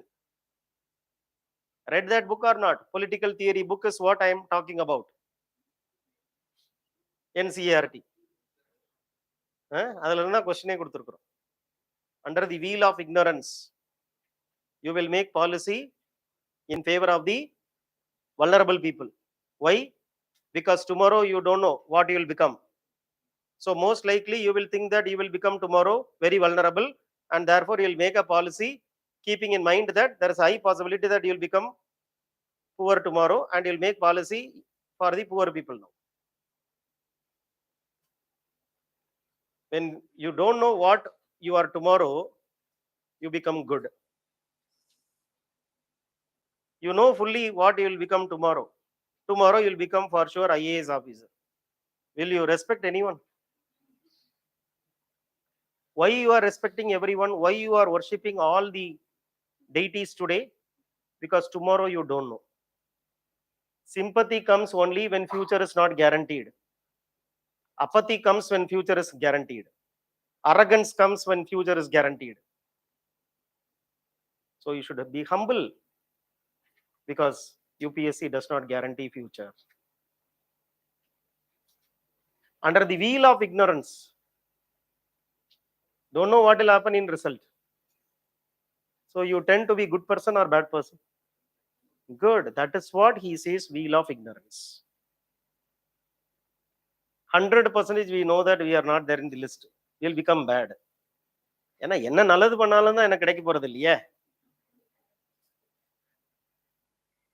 100% IAS guaranteed. IAS officer, you can't touch me. You will become arrogant. Fairness. Now, fairness means what? Justice is fairness. He gives many theories. All should be treated equally. He also speaks about difference principle. Two people are different, upper caste, lower caste. Give reservation, which is difference principle.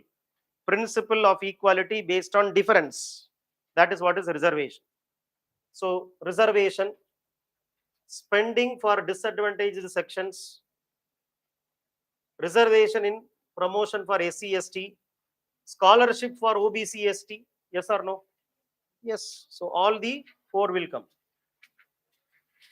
Vulnerable section should be given justice. That's all. Those who are needy people should be given justice. That's all. That is what is fairness according to John Rawls. John Rawls' theory of justice as fairness was even asked in your ethics paper some 4-5 years back. Competition in a free and fair condition will enable efficient way of distributing reward. So this is what is merit. Merit is not there in socialism. Merit is not there in Marxism. Merit is not there in idealism. Liberalism will guarantee merit.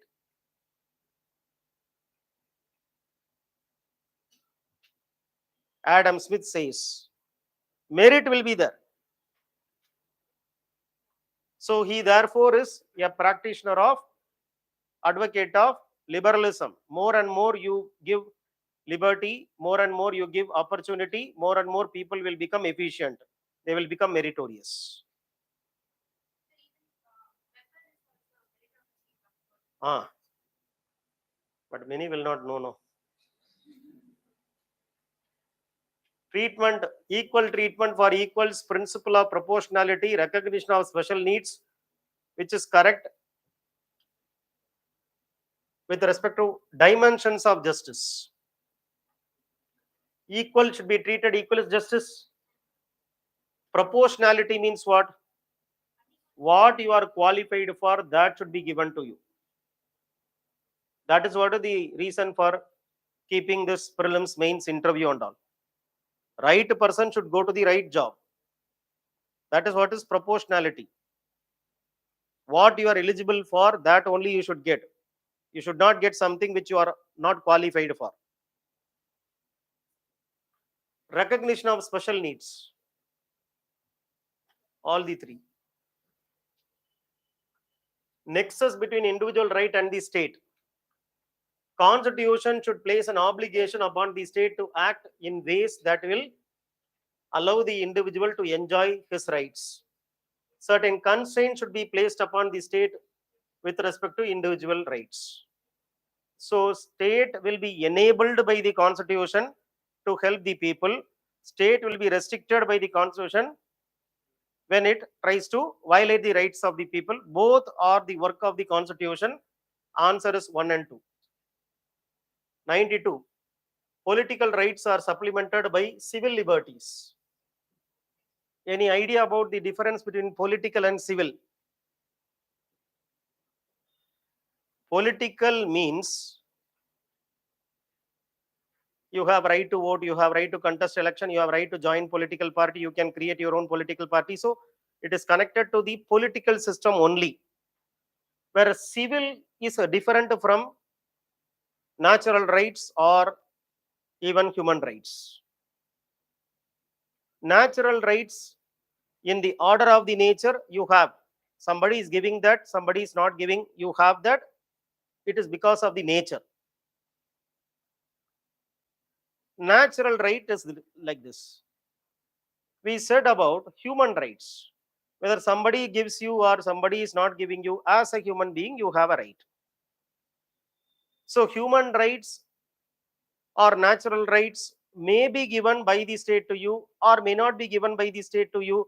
Irrespective of whether state is giving to you or not giving to you, you have these rights. But this is not the case of civil rights. When it comes to civil rights, state should deliberately give you something.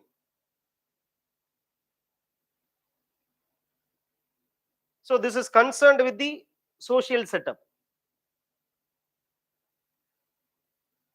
For example, 1950 civil rights movement, America. Black people were discriminated by the white people. Rosa Parks, which is given in the NCERT book, she refused to give seat because that time when white man comes, black people should not sit on the seat, they have to give way to the white man. She refused to vacate the seat.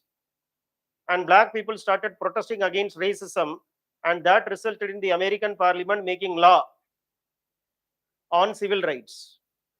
So Rosa Parks initiated civil rights movement. So civil rights are those connected with the social setup, like racism, like casteism. And therefore, to break that social setup, state should empower you. That is what is called as civil rights.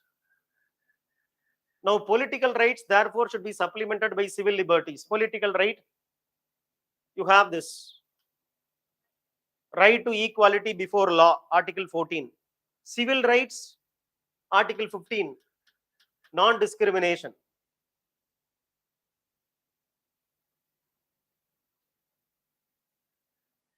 Getting the point or not?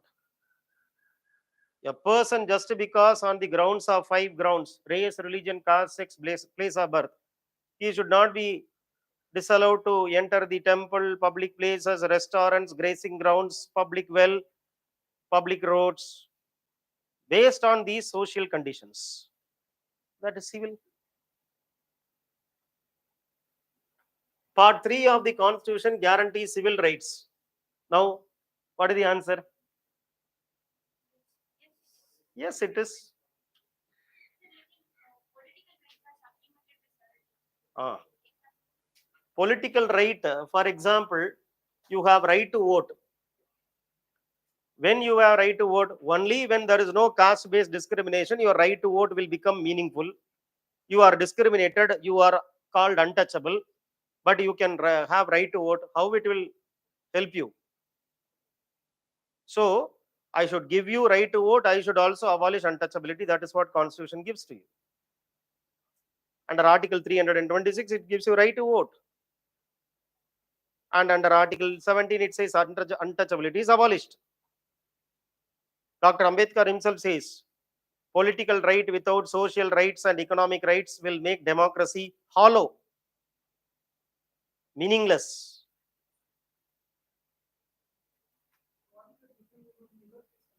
Liberty.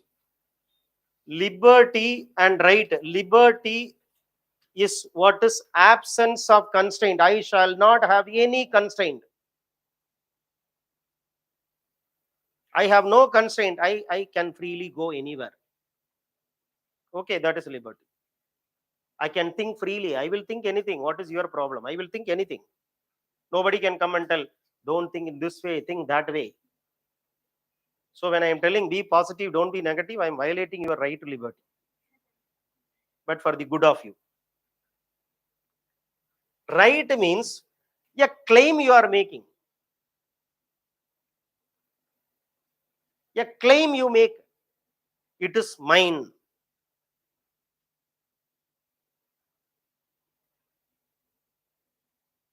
So right is a claim, whereas liberty is no constraints.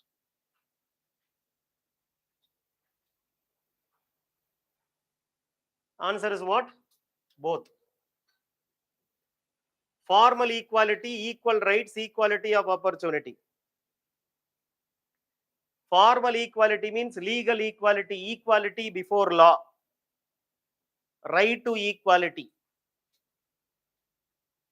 Nobody is unequal to anyone. All are equal.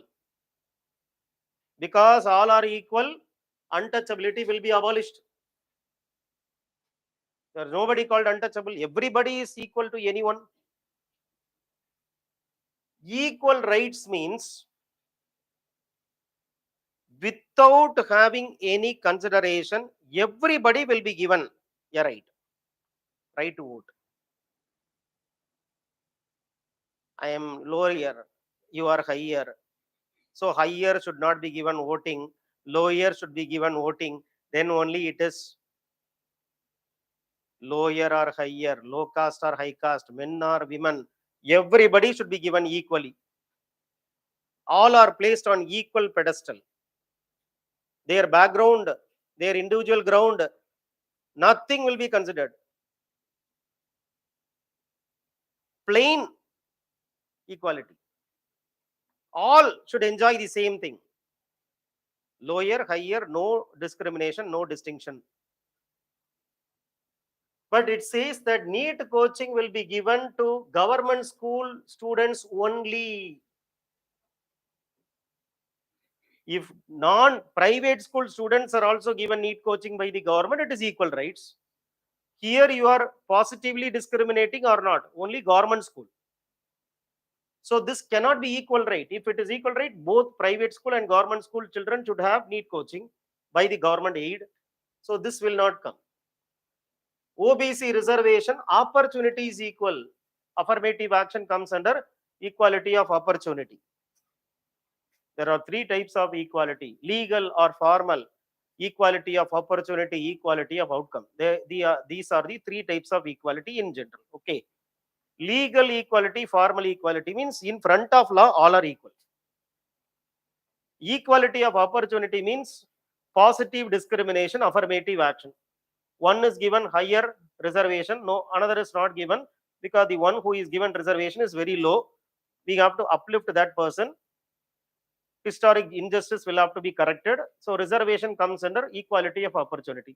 Equality of outcome, Marxian equality. Final result, everybody should get IAS. All the 5 lakh people who are applying for prelims examination, everyone should get IAS.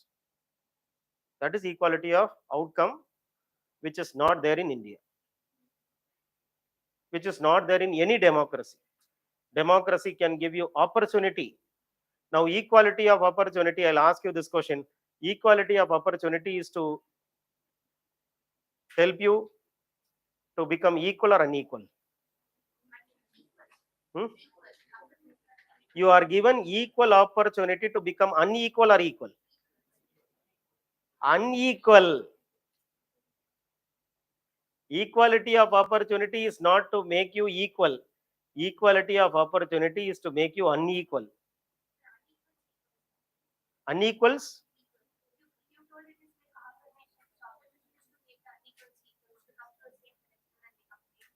See.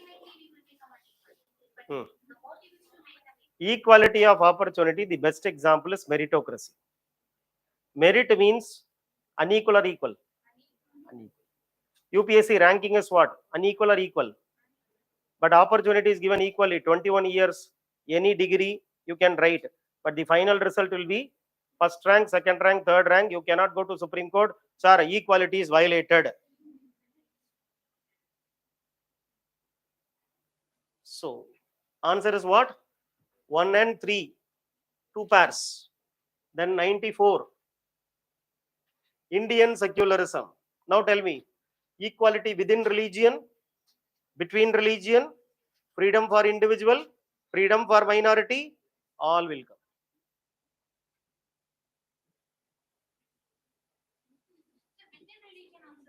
Yes, yes, yes. Secularism simply means equality. It includes even gender equality. On what grounds Sabarimala judgment was given by the court? Gender equality is the case.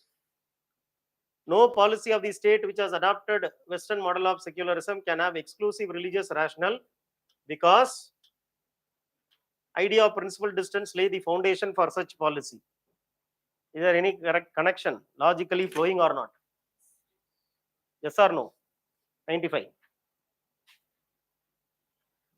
Whether it is continuously flowing, when you add the word because between assertion and reason, it should continuously flow the statement. No policy of the state has adopted Western secularism. No policy of the state which has adopted Western secularism can have exclusive religious rationale, because principal distance lay the foundation. If no religious intervention is there, if there is no intervention in religion, why there will be principal distance? So one speaks about Western secularism, another speaks about Indian secularism. Both are correct only, but one is not the reason for the other. Therefore, you use double check. Idea of principal distance lays the foundation for such policy. Which policy? Secular policy. Therefore, no policy. Principal distance is opposite of this one, but both are correct. Agreed? So, not the correct. Both are correct, but one is not the explanation. See, we have adopted French model. Now what will happen? We have adopted French model. Will we give reservation for women in the priest? Will you give Hajj subsidy? Will you punish the religious head? Will you have HR&CE department? So, what is the answer? None.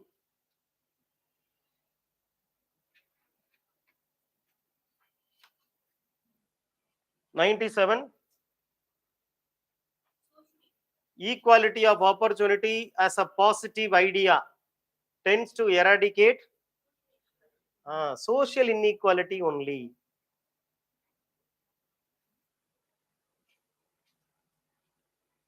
புரியுதுல்ல? Social inequality தான் equality of opportunity. For example, reservation. Socially and educationally backward classes, reservation, social inequality. Proportionate justice. Based on some qualification, you will be given that. Everyone should not get everything.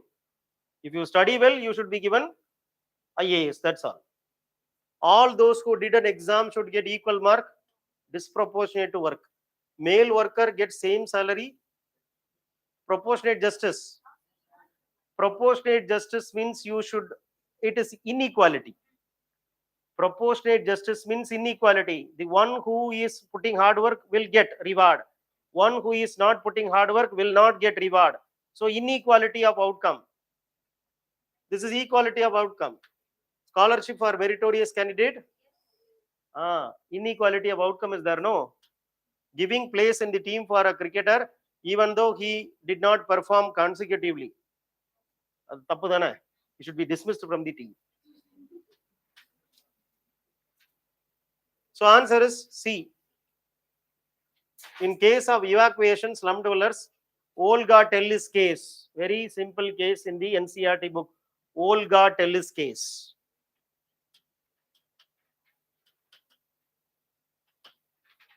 It comes under 21.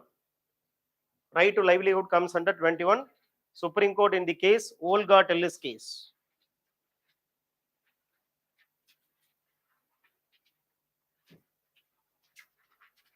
Rights and obligations of citizens are listed in the Constitution as well as parliamentary law. Where in parliamentary law they have kept obligations of the citizen?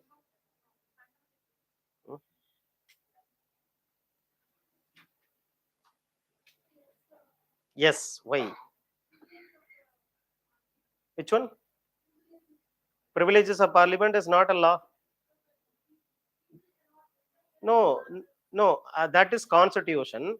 Have they made any law codifying privileges of the parliament? That is the main problem. They have not made any law. No law is there on the from the side of parliament to codify the privileges under 105.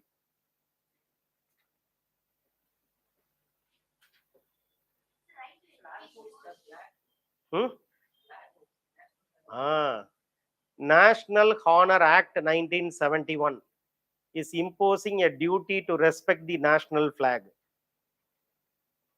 So obligations are there, duties are there under Parliamentary Act also. Government policy should focus on providing equal rights and protection to all citizens. Definitely. You cannot say equal rights kudukakudadu. Because for OBC, for SC, ST, you should give unequal rights. So this statement is wrong. Like that, you cannot interpret. Because it is a generic statement which has to be interpreted in a generic way. Don't put generic specific into the generic and generic into the specific. Read the statement as it is, and that is what is objective reading of the statement. Don't unnecessarily use your subjective mind to read the statement and putting ifs and buts. Read as it is.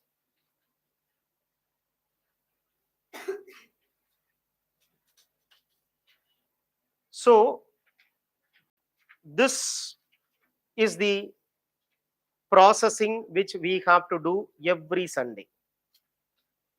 44 Sundays we will do this processing. You will write this examination, 44 tests will be over, still you will have 2 weeks left for your prelims.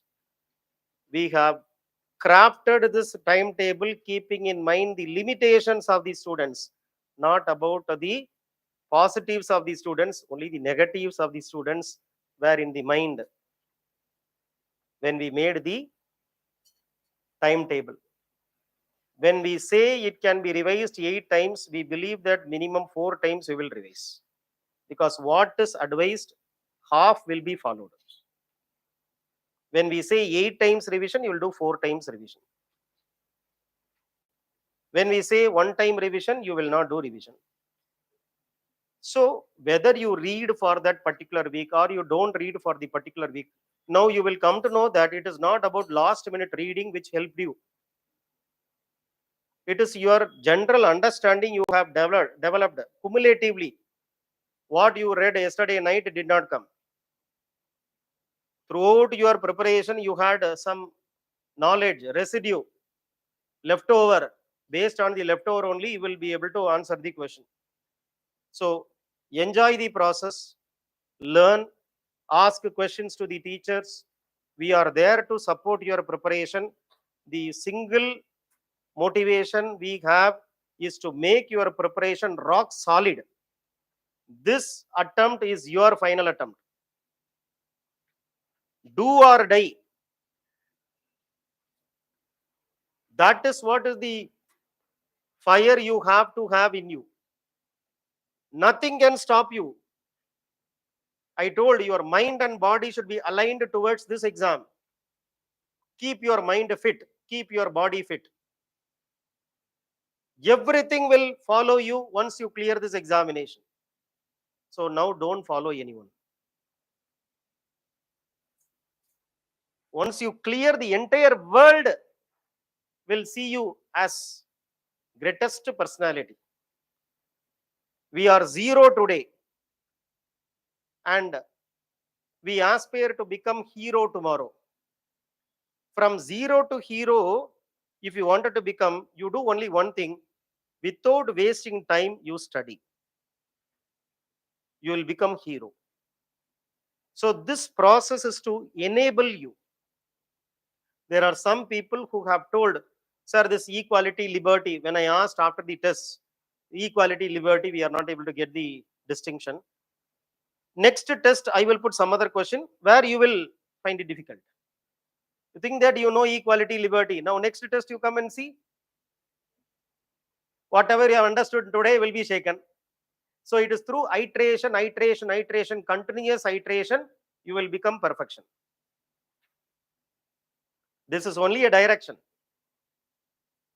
Test series is a direction, tells you this is what the path which you have to follow when you are when you are moving in the right direction. You may be slow also, no problem.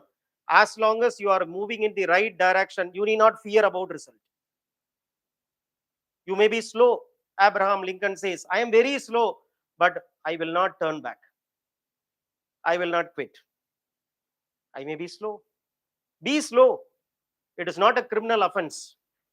Some of you may study only 4 hours. What your friend is studying in 4 hours, you study in 8 hours. Don't blame your mind. You have to celebrate yourself. You should celebrate yourself. You should pat yourself. Why? Because nobody else is going to do to you. Nobody will praise you. So you should praise yourself. You should nurture your ego. Don't destroy your ego. Ego is the one who is balancing everything. You have to respect you. If you are not respecting you, you keep on pointing doubts about your ability.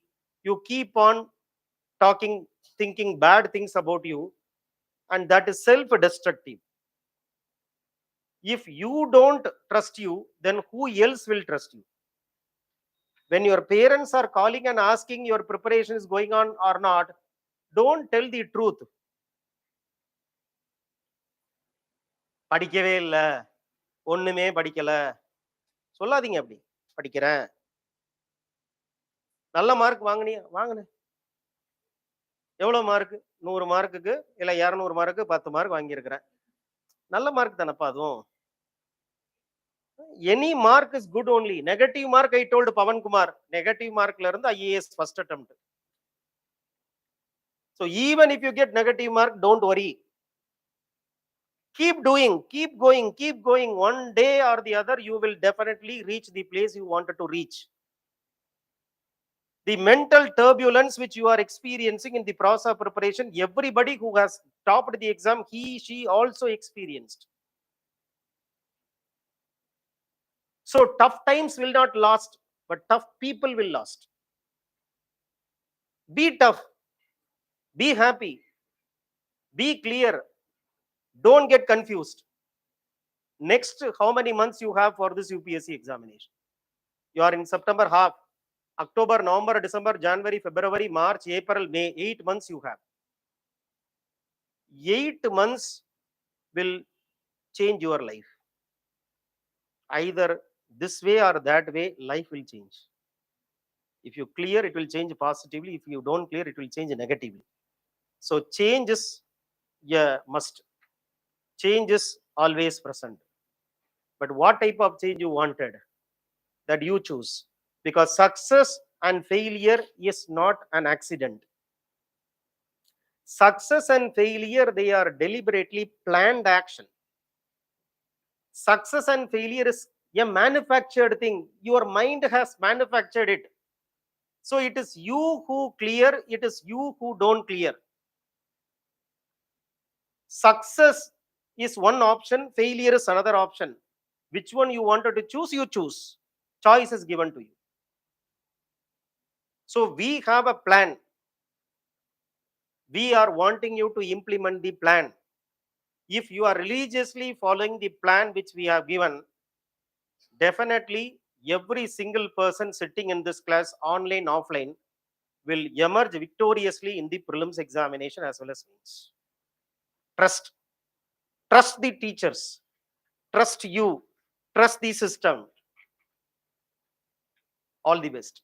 You have 25 questions left. Mohan sir will come and teach. So tomorrow or next week also I'll come for polity discussion. Right? So Mohan sir will be taking up current affairs class. Thank you.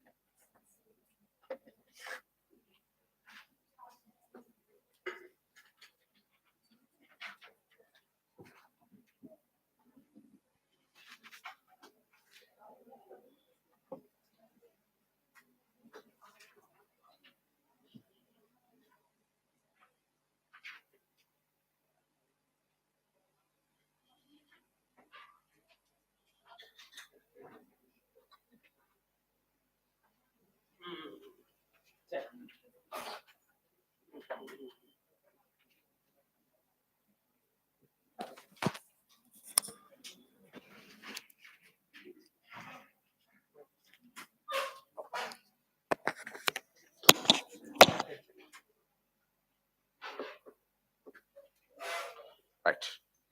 So good evening. Shall we start then? Okay. Right. So we'll be taking up the next 25 questions which are related to current affairs. And I hope that the current affairs, we had already prescribed the date and the period within which you'll be getting the topics. So this year around, we are going with a thematic way. That is, we'll specify the period And within that, you have to just go through the topics that are incidental or to the current affairs topics of that. For example, polity related current affairs, on the full month, whatever you have read, polity related, ellame varum. Okay, so that's how we're going to take forward the tests in the upcoming tests also. Right. Right.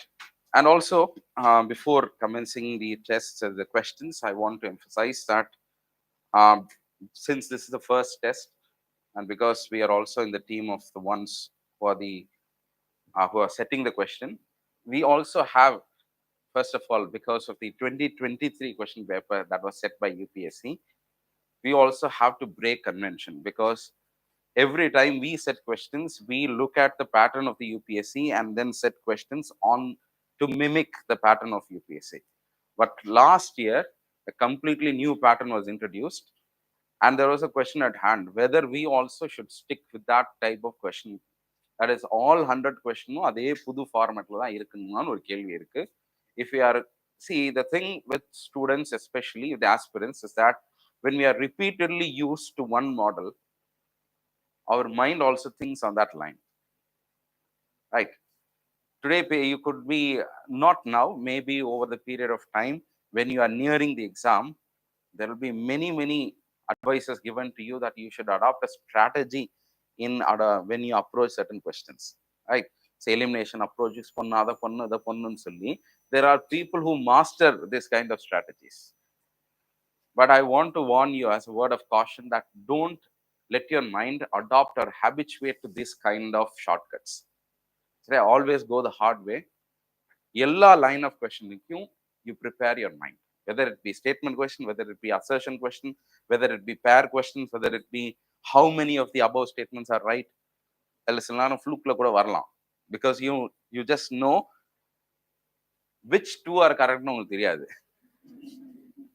Right? You just go with intuition and say that this two. But sometimes you'll be fortunate enough that the thing which you felt that it is kandipa wrong in நினைச்சது கரெக்ட்னு வந்து நிற்கும். Okay.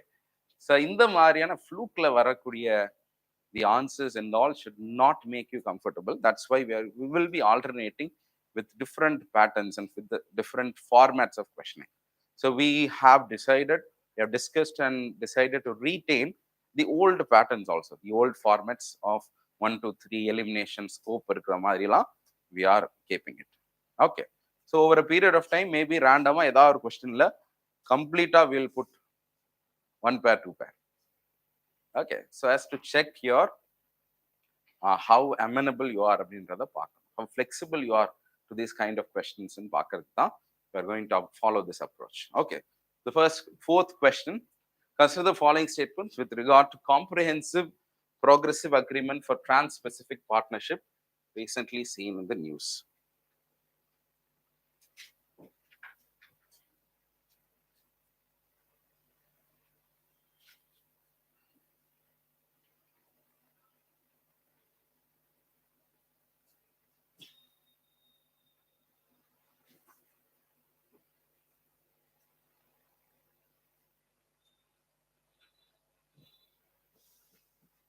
Okay. So first, of course, this is a free trade agreement between whom? Okay, between whom? So first of all, you should know that there was an agreement called as the Trans-Pacific Partnership, which was signed in the year 2016 by the Obama government. And after Donald Trump came to the presidency of the USA, he withdrew USA from out of this plan, and therefore the TPP could never come into effect. Following this fallout, the other countries came together and decided to embark on a new free trade agreement that was called as the Comprehensive Progressive Agreement. So which excludes USA. USA illama, all those who had a consensus to form a trade bloc, they came together and formed this CPTA. Okay. So first, it is a free trade agreement between the partner countries that came into force before the RCEP. Because whenever we talk about mega trade blocks, we also need a comparison. Okay, so here we have just compared RCEP. RCEP is in fact the world's largest trade bloc because this free trade agreement covers 30% of world's GDP. right? RCEP, 30% of the world's GDP. That's the main significance, and also constitutes more than 30% of the population. If India was also included, nearly 40% of the population would be there. Okay, so India has exited. It has not entered into this RCEP agreement. Okay, right. So similarly, on this lines, இது வந்து India Pacific, especially Indian Ocean region centered, but this is against in the region of the Pacific. Okay, so whether this was before RCEP or not, yes, of course, because RCEP came into force only in 2022 January onwards. Right, this was immediate. That is 2016 after the fallout. In 2018, the countries came together and formulated or ratified this CPTA. Okay, so first statement is correct. UK became the first Europe country by joining this recently. Is UK a Pacific country? No. But is there a clause in the TPP that only Pacific bordering countries should join? Right. This is the basis of framing this question. Okay. So why this is a current affairs question? This is the fact. Okay, so there were talks. It was in the month of July only, finally, in the month of July, this has been finally agreed, and UK has been given accession into this trade agreement. Okay, therefore, this is a correct fact. It's the first Europe country to join this. Third, India is not a member of the CPTP. Yes, India is not a member. Therefore, this is also correct. This is also correct. The answer will be all three statements. All the above three are correct. Okay, right.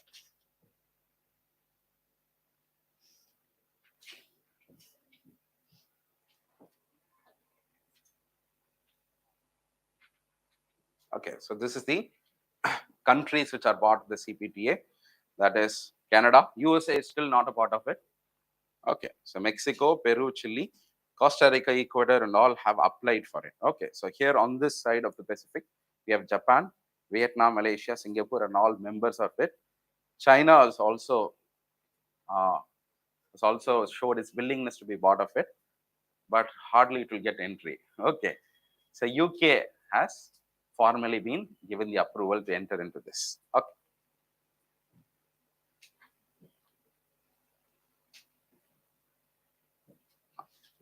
NATO. Which of the following is correct with reference to NATO? So, North Atlantic Treaty Organization is established as a military alliance against the then USSR in the European region. It's a very, very basic fact. You should have known this. Okay. And it is not just a military alliance. It is also a security, political alliance, understand? Very rarely you will have such political alliances. Okay, so India is both, NATO is a political and a military alliance. Okay, political alliance means in its objectives itself, it has said that it wants to promote democracy.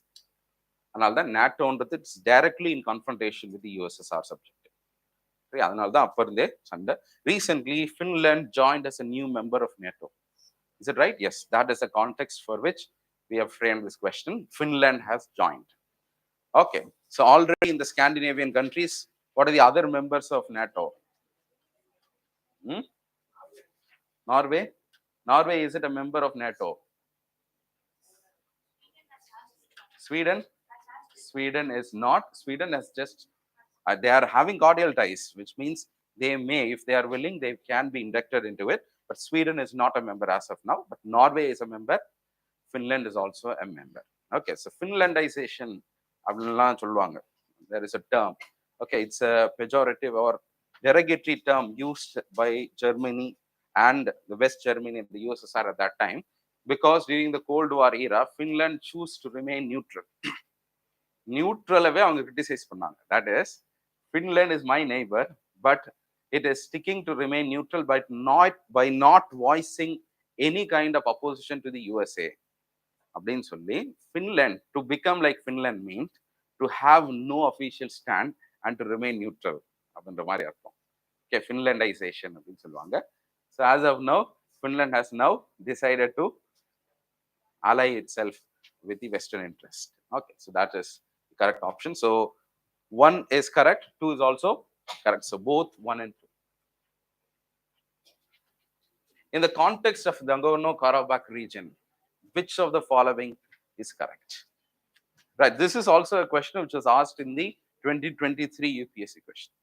2023 in one of the mapping questions where they had chosen pairs and the regions, there was this question. Right. B. Okay. So this is primarily a dispute between Armenia and Azerbaijan. The context of this goes that in 1923 in the USSR region, when this was a mega bloc, because of the Azerbaijan, they were all autonomous. Within Azerbaijan, there was a region where there were much of Armenian population. And so the USSR decided to give them as distinct identity by naming them as a Nagorno-Karabakh autonomous region. Or autonomous region was made, where Armenia, it was part of Azerbaijan, but it was given autonomy. But since then, there's been many conflicts, more than 30,000 deaths have occurred because of this conflict itself. So it is now again resurfacing since the last 1 year. That's why it is frequently in the news. And to resolve these disputes in 1994, USA, France, and Russia came together and formed a group called as the Minsk Group.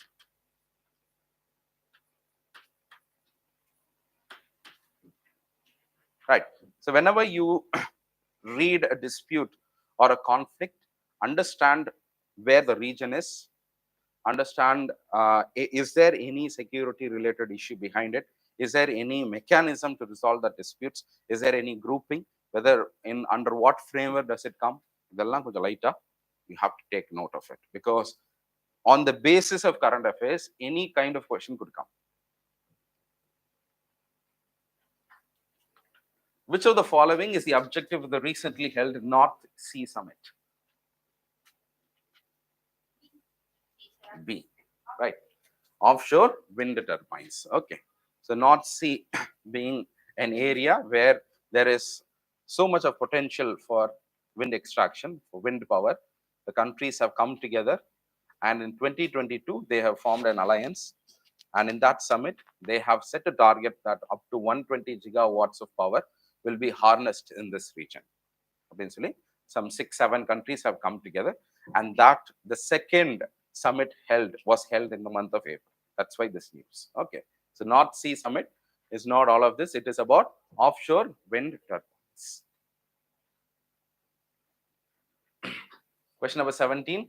Which of the following is landlocked? This is a very easy question because you have certain countries which are completely out in the open in the sea. So Yemen, you have to remove. Saudi, you have to remove.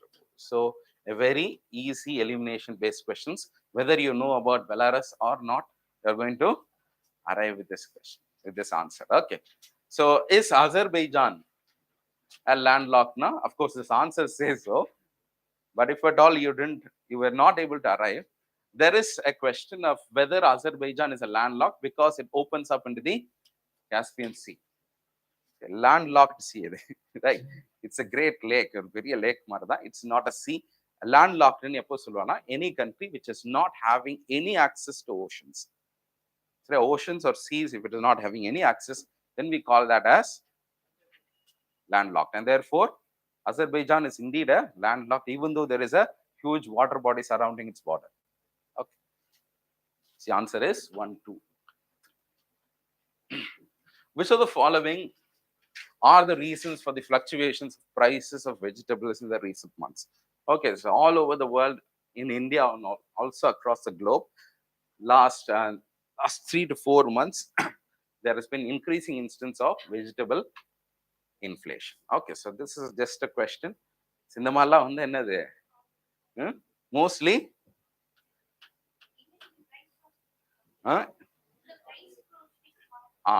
price forecasting. Okay, so what is this? This is a report. In many news articles also it came. Inadequate price forecasting means we are not able to foretell that the prices of these commodities will be like this. right? If we don't have sufficient market mechanisms to foretell or forecast the prices, you cannot bring an intervention that will ensure the smooth supply of products. Okay, so if your forecasting is bad, definitely there is going to be an inflation, not only for vegetable, all the products. Okay, so that's why price or markets into the ரொம்ப ரொம்ப முக்கியம் அப்படின்னு சொல்லுவோம். So all of this, what is this cobweb phenomenon அப்படின்னா, cobweb phenomenon is a phenomenon where it's a kind of a cyclical trap அப்படின்னு சொல்லுவாங்க. This was first 2 years ago. Pulsesல there is a cobweb phenomenon அப்படின்னு சொல்லி economic surveyல there was a report. This cobweb phenomenon means that in a particular season, when the prices of pulses are very high, then that is a signal for farmers. What is the kind of signal? They feel that if they cultivate pulses, then they will have better incomes. And all the farmers start to cultivate pulses. Now, because pulses have increased in supply, what will happen in the market? Prices will come down. They will feel that they are in a very unfortunate situation. And the next time they will not want to cultivate pulses, because of which again, demand will remain the same. Supply has come down, let's say. Right? Just because supply has come down does not mean that demand will increase. Demand remains the same, but the supply has come down. Okay, so that is also a reason for price inflation, isn't it? So again, prices will increase. Again, they will go in this cycle. Okay, this is called as a cobweb phenomenon, where they are the causes for the price fluctuation. Okay, so this is an important reason for vegetable inflation also. So the answer for this will be 1, 2, 3, and 4. Okay, unless you have concrete proof that this will not be a factor in inflation, you have to rule it out. நான் அப்படிலாம் எதுவுமே சொல்ல முடியாது here in this. Okay, so all of this will be reasons. Similar question also here. Which of the following are possible reasons for structural transformation which takes place in the agricultural sector? So all of this are there in one of the Niti Aayog report, right, where they have cited a report saying that agriculture has been undergoing structural transformation. What is the difference between a structural change and a cyclical change? Yes, very good. Yeah. Yes, definitely. Okay. So structural means it changes the basic characteristic of agriculture or any sector that is in question. Okay.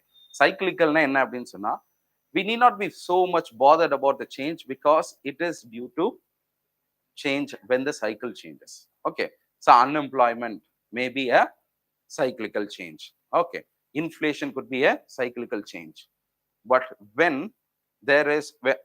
we do not bring about sufficient measures to contain this inflation, it will become structural, because it will be very difficult to reduce the prices of certain commodities after that. Okay, so that's what structural is சொல்லுவாங்க. The structural nature of agriculture na enna appdin sonna, agriculture is the biggest employer. Agriculture is plagued with disguised unemployment.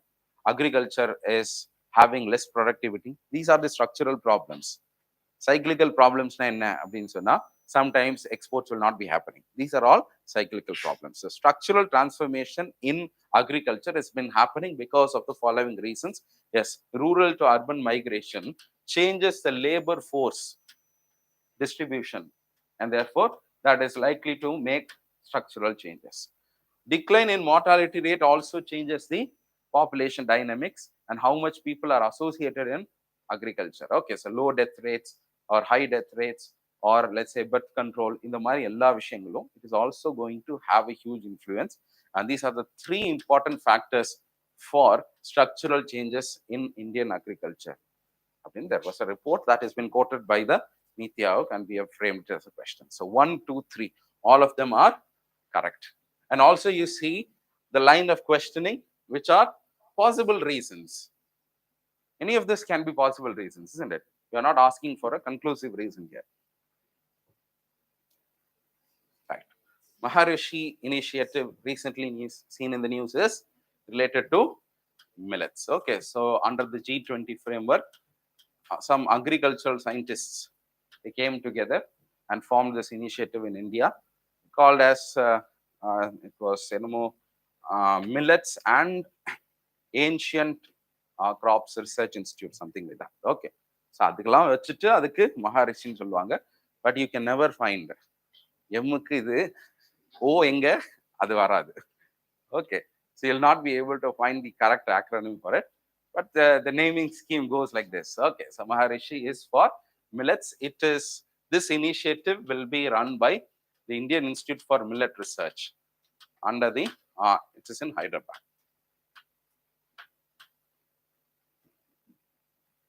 Okay, right. So question number 13. Consider the following with respect to urea. Urea. So here maybe language problem irundhucha. It is implied, isn't it? Urea is a nitrogenous fertilizer which has the highest amount of nitrogen content, which means it talks about the fertilizers. Within fertilizers, whether urea is having the highest nitrogen content or not. That's the question. Yes, right. There are 3 types of nitrogenous fertilizers: urea, diammonium phosphate, and muriate of potash. Okay, so out of these 3, urea is the highest nitrogen content. Around 46% of urea contains nitrogen. Okay. NPK. இதுதான். NPK ல nitrogenous குள்ள இதெல்லாம். NPK fertilizers ல nitrogen content இருக்கக்கூடிய எல்லாத்தையும். Okay. Right. In India, urea is the most produced, most imported and consumed, and also the most physically regulated fertilizer of all. Yes. Okay. So don't be confused with this exaggerated words. People have a strategy that if there is a word called as all and everything, then it should be definitely wrong. Okay. So test yourself. If you have the factual information, don't fall with these traps. Okay. So this is correct. It is known for its risk-free storage as it is non-flammable. This is one of the advantages of urea. That's why you can easily carry it on a gunny bag. சரியா? இல்லைன்னா if it is flammable, then அதுக்கு தகுந்த மாதிரி containers வேணும், அதெல்லாம் பண்ணணும். சாக்கு முடியல வச்சிருப்பாங்க இல்லையா? So the answer will be 1, 2, and 3. How many statements? So all of these statements are correct. Very good. So 34. 34. Consider the following pairs regarding zero budget natural farming. So Bijamrita, these are the 4 pillars of ZBNF. Okay. So ZBNF follows the 4 pillars, and these are the 4 pillars. Rather, it's a kind of a new cropping technique which rests on different activities, and all the activities are 4 unique features are there. Okay, so Jivamrita ella. So I think properly speaking, in some instances we use the word fertilizers for Jivamrita because it's just basically a concoction of certain natural elements. Okay, so cow dung இதெல்லாம் வச்சு ஒரு liquid formல இருக்கக்கூடிய ஒரு input where it can be applied on the soil. But technically speaking, there is a difference between natural farming and organic farming. What is the difference?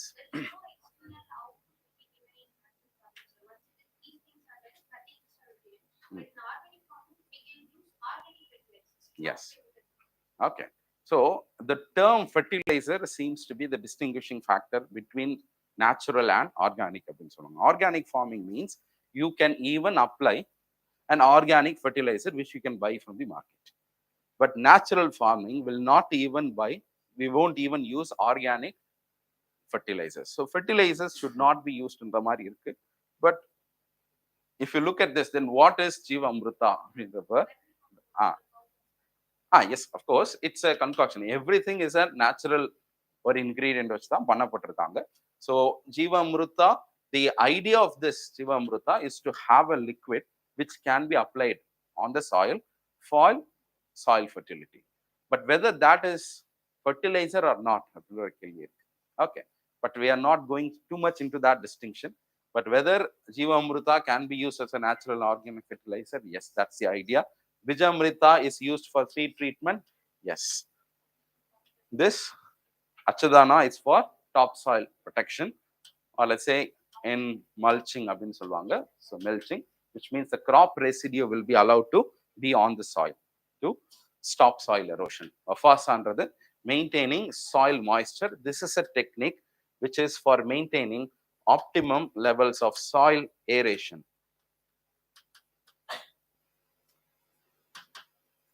Okay, so another difference, how will soil be aerated அப்படின்னு சொன்னா only when there is a moisture, only when there are gaps in the soil. ZBNF discourages any kind of ploughing. It does not encourage ploughing the soil. So how can we maintain this soil aeration at an optimal level அப்படின்னு சொன்னா, it again we will have the concept of, let's say, earthworms, vermicompost, or say vermiculture. ZBNF is also against that. Vermicompost பண்ணக்கூடாது. So there are natural worms that can be in the soil. You should not artificially allow certain categories of earthworm to cultivate. So naturally, whatever is found, deep soil earthworms, you should allow them to grow. Don't do anything artificial. That is what ZBNF is. So no input at all. Therefore, there is going to be no budget involved or no cost involved in this kind of farming. So all these four are factors or facets of ZBNF. So the answer will be all four pairs are correctly matched. Right, question number 35. This is in the context of the recently announced Animal Birth Control Rules 2023. So first, stray dog cause a threat to human health as well as a threat to biodiversity. Okay, so that is what was there in the report. That is biodiversity. Now, frogs, so and the area whatever be the animals, they also constitute biodiversity. Biodiversity is not just about jungles. Okay, so biodiversity, it can be there even in a urban locality. Therefore, they are also causing a threat to biodiversity of an urban area. So that was in the news, and therefore, this is a fact which has been given by the government sources as well. The Animal Birth Control Rules provides guidelines to deal with human and stray dog conflicts by relocating the dogs to a designated area. Right. So this is the main difference, and this is the ruling of the Supreme Court. Right. Earlier, we had a rule, 2001. Okay, to plug the gaps only, we have brought this new birth control rules. So what this rule specify is that Supreme Court நிறைய cases have been going about the dog menace, and the Supreme Court has been trying to strike a balance between proper treatment of dogs versus that of human and dog conflict. இதுல என்ன சொல்லியிருக்காங்கன்னா, they should not be relocated. Right, dogs should not be relocated. So taking into the judgments of the Supreme Court and the directives of the Supreme Court, we have framed these rules where the local governments are required to capture, if at all it is a menace, to capture it, to neuter it, and then sterilize it and allow it back into the same locality. They are not allowed to bring them into a designated location. Okay, so that is what is the main theme. Okay, so this is the concept. This was what is in the news. So should be very careful. So this is the incorrect statement. Local bodies are responsible. Yes, they are responsible. Incurably ill dogs can be euthanized. Yes, they can be euthanized with proper medical board. Okay, so avanga appropriate authority can do that. Okay, so 1, 2, so 4, 3. Sorry, 2 is incorrect. So 1, 3, and 4. The answer will be only 3. Right. With respect to the population dynamics of India and the world, consider the following statements. Which is correct? Right. So we had a number play here. How much is India's population? 1. Okay, 100 crore is equal to, right. So time to learn numbers here. Okay. So many of you would have felt, okay, இதெல்லாம் பண்ணிருப்போம் அப்படின்னு போட்டுக்க கூடாது. 120 billion is a huge number. Okay. So India and across the world, we have only reached 8 billion. Okay, 800 கோடி மக்கள் இருக்காங்க இந்த உலகத்துல. நீங்க பாட்டுக்கு 120னா உலகம் தாங்காதுப்பா. So 2, India is set to overtake China and become the world's most populous country by the middle of 2013. போன வருஷம் news, we have already crossed. We have overachieved the targets.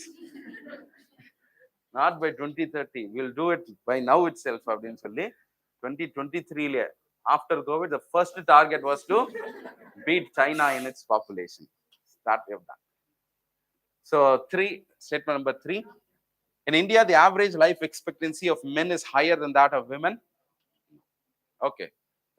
This statement is true only for the first few decades of India. After that, female expectancy has increased. So as of now, for men it is 71, for women it is 74. These are all statistics based on some credible data because we don't have a census as of now. Census vandadukku appuram dhaan theriyum. Okay. India's total fertility rate is lower than that of the global average. That is what is correct. Right. India has reached the TFR of 2.0 or 2, while that of the global average is 2.3.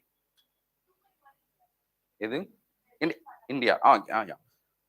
2.1. Okay, so 2 reach பண்ணிட்டோம் நினைக்கிறேன். India's we have reached 2.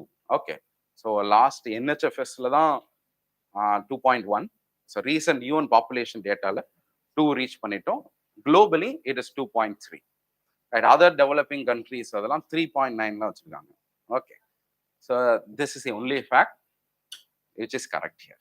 Right, this may be contrary to what you perceive of India. Okay, but that's the correct statement. Social impact assessment. Consider the following statements. SIA studies the impact of projects and developments beyond their impacts on the natural resources. Yes. Okay, so that's a very generic statement. Yes, correct. In India, social impact assessment is not conducted as part of the environmental impact assessment. It is conducted as, okay, this is the question now. In India, social impact assessment is not legally mandated by any law. Right. So the very first idea of social impact assessment came during the Land Acquisition, Rehabilitation and Resettlement Act of 2013. Right to Fair Compensation and Transparency, LARR Act. 2013 we brought an act where it was given to the state or the public authorities that if they bring about a public project for the sake of development and if they indulge in acquisition of land, then there should be a compulsory social impact assessment. Okay, so social impact assessment has been given legal framework, legal mandate under the LARR 2013 Act. It is only from that point onwards only we are using the term SIA. So SIA borrows from environmental impact assessment, which is there in the environmental rules. Okay, so adu tani. Here we have, so SIA is not a part of EIA. We don't do it. For example, if there is a project that cuts through a biodiverse area, then environmental impact assessment will be done. Need not necessarily be it is a social impact assessment. Social impact assessment will be undertaken only for land acquisition process. Okay, so therefore, this is correct or not? Yes, this is correct. This is incorrect. So 46, the answer will be 1 and 2 only. Answer is 1 and 2.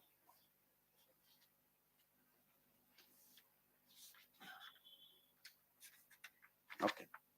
Yeah. 47. No country in the world have legalized same-sex marriages. This is a very absurd statement. Wrong. Everyone knows. Okay. The Special Marriage Act prohibits same-sex marriages in India. Then 1954 is the bar. Sir, we are not doing that kind of twist here. Okay. Let's say the year is correct. Then does it prohibit? See, we have not even thought about the idea, let alone be the matter of prohibition here. Yeah. என்ன அப்படின்னு சொன்னா recently there has been also, this is a current affairs question, because in the Supreme Court there has been cases related to legalizing of the same-sex marriages, isn't it? So legalizing same-sex marriages in the domain la varrappa, then we have to acknowledge and we have to accept this is a valid form of marriage. Are there Indian Marriages Act which delve into these areas in Pakrapa? There is only one act where we can allow this to happen, and that is the Special Marriage Act. In the Special Marriage Act, there is a kind of ambiguity in the definition that has been given for marriage, because it only says it is union between two persons belonging to any other race or religion or caste like that. அப்படிதான் சொல்றோம், two persons. But don't think that is a very progressive document. புரியுதா? அங்கல the intent, the Supreme Court has classified that the intent of that was the persons சொன்னாலுமே it was between male heterosex marriages தான். Okay. So அதனால it has ruled out, saying that you can't come and ask that there is already a law which is recognizing us-ன்லாம் இல்ல. We have to bring about the law. So இங்க பார்க்கறப்ப Special Marriages Act neither legalizes neither prohibits. Okay, so the question is absent here. Right. So the LGBT, these are the terms that describes the gender identity of a person. Right. Yes, of course. See, இங்க கேள்வி என்னன்னா, that describes the gender identity. Okay, this is where the debate is all about. Let's say when it comes to marriages and all, we, of course, the LGBT nale, it is about the gender, about how I perceive myself to be. Gender is a social construct, sex is a biological construct. But here in this legal terms, in the legal debates, this LGBT are sexual orientations, they are not gender identity. All the debates and all the laws are. Right, whatever the government has also said, they just attest to the fact that they are just sexual orientations. Because there are plus, and there are in the world, there are people who are saying that there are 48 categories, 98 categories, because there is not going to be any end to this. But if we, so this can be sexual orientations. So அதுக்கு கீழே நிறைய debates are opening up. But these terms, lesbian, gay, இதெல்லாம், these are all the terms here actually mean sexual orientations. Not gender identity. If we, like the transgender rights of transgender bills, transgender act, if we legalize them, we may know whether we have accepted them as a gender or not. Okay, right. So this is incorrect. This is incorrect only. This is also incorrect. So none will be the answer. 53. The percentage of women judges in subordinate courts is higher than the percentage of women judges in the High Court. Yes. Here it is 35%. Here it is only 13%.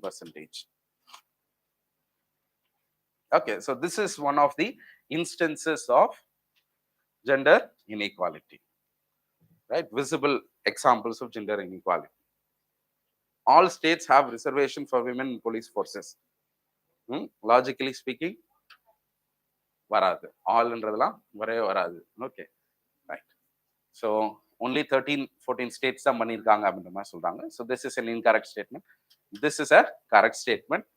So the basis of this question is in India's justice report. அப்படின்னு சொல்லி ஒரு report by certain legal entities coming together and forming this report. It is on the basis of this report, it was there in the news, so we have framed this question. Okay. Right, இதுவும் அதே மாதிரி தான். Okay, so some laddu questions, this kind of questions, if you don't stress out, if you don't overthink, these questions are easy.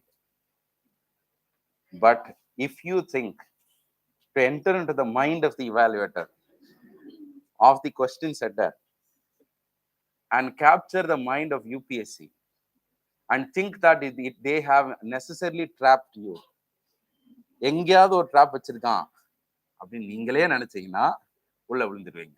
Okay, so பிளெயினா read பண்ணிட்டீங்கன்னா climate change, all of this are reasons for mounting debt of developing countries. In IMF report, it has cautioned that all countries' debt are increasing because of the possible reasons.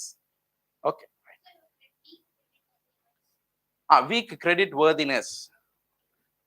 That is, let's say credit worthiness means rating. For example, India will be rated as a BB, triple B plus is our rating for India. Okay, BB minus, BB plus is our rating. All these ratings have you come across. Fitch downgrades India's rating. What is that? Just as you have CIBIL ratings for you. Likewise, countries will also be rated by credit rating agencies, which gives them a testament of how credit worthy they are.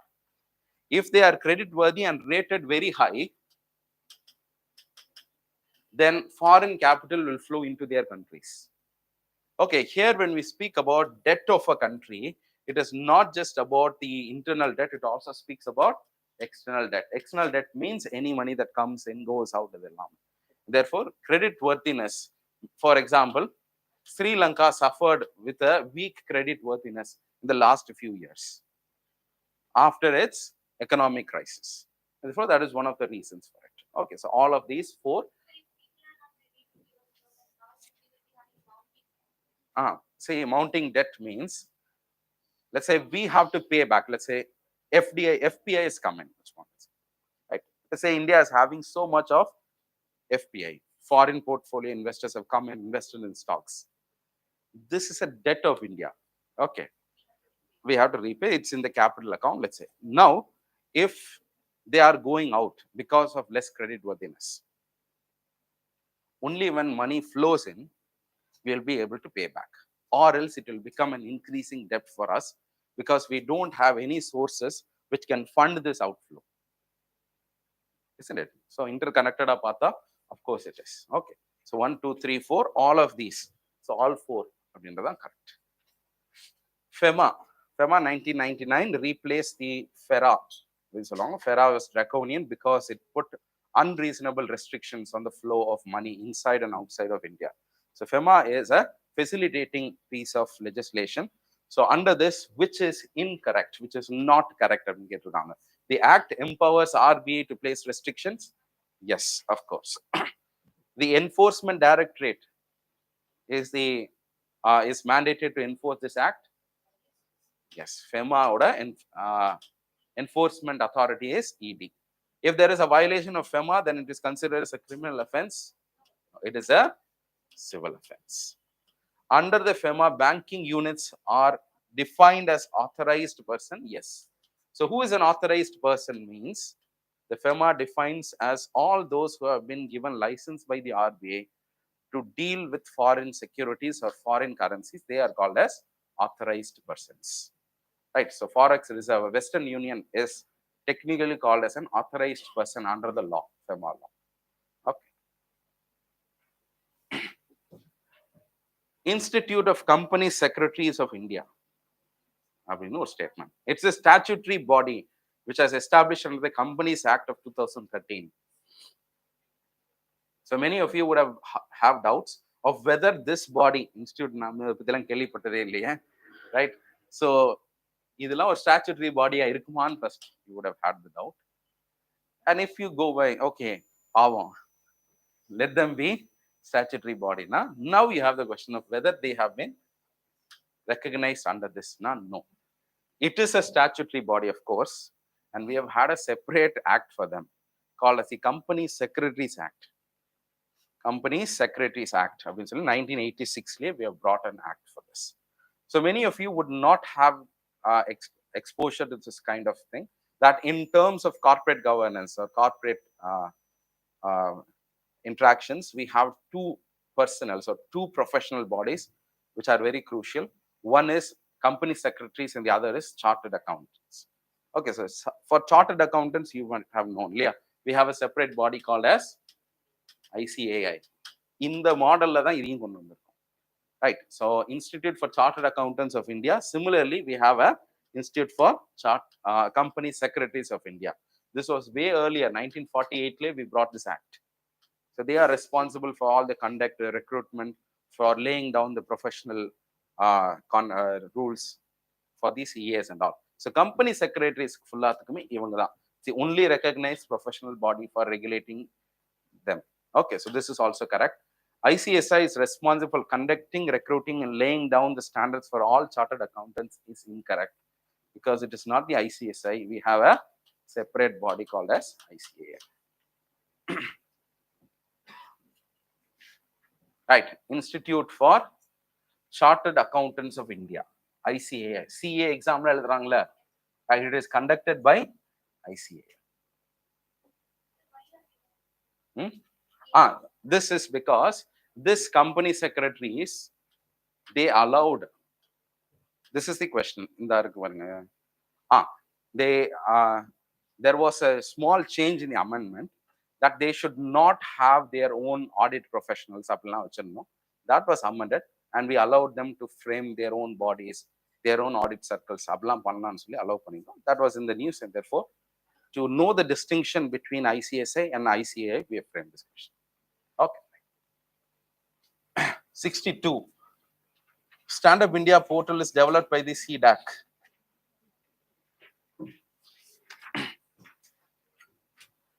Right. So, இதெல்லாம் நாலு statement எடுத்து பார்த்தீங்கன்னா, here how many of the above are correct with respect to Stand Up India scheme? So, okay. So we have this is about a Stand Up India scheme. Stand Up India scheme has to be seen with Startup India scheme. Okay, so Startup India scheme is a general scheme that is meant for facilitating general entrepreneurs. Adukku keela we have another separate scheme called as the Stand Up India, which is meant for SC/ST women in particular. Okay, so adha ungalku therinjirukkom. That's the difference between startup and stand up.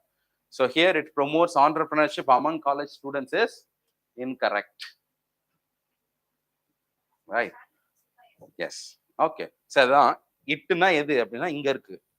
You should have read the question fully. Okay, so stand up initiative, this does not it's not meant for this because college students and other professional, it is Startup India. Okay, so Stand Up India is developed by the CDAC is also incorrect. This was in the news. SIDB.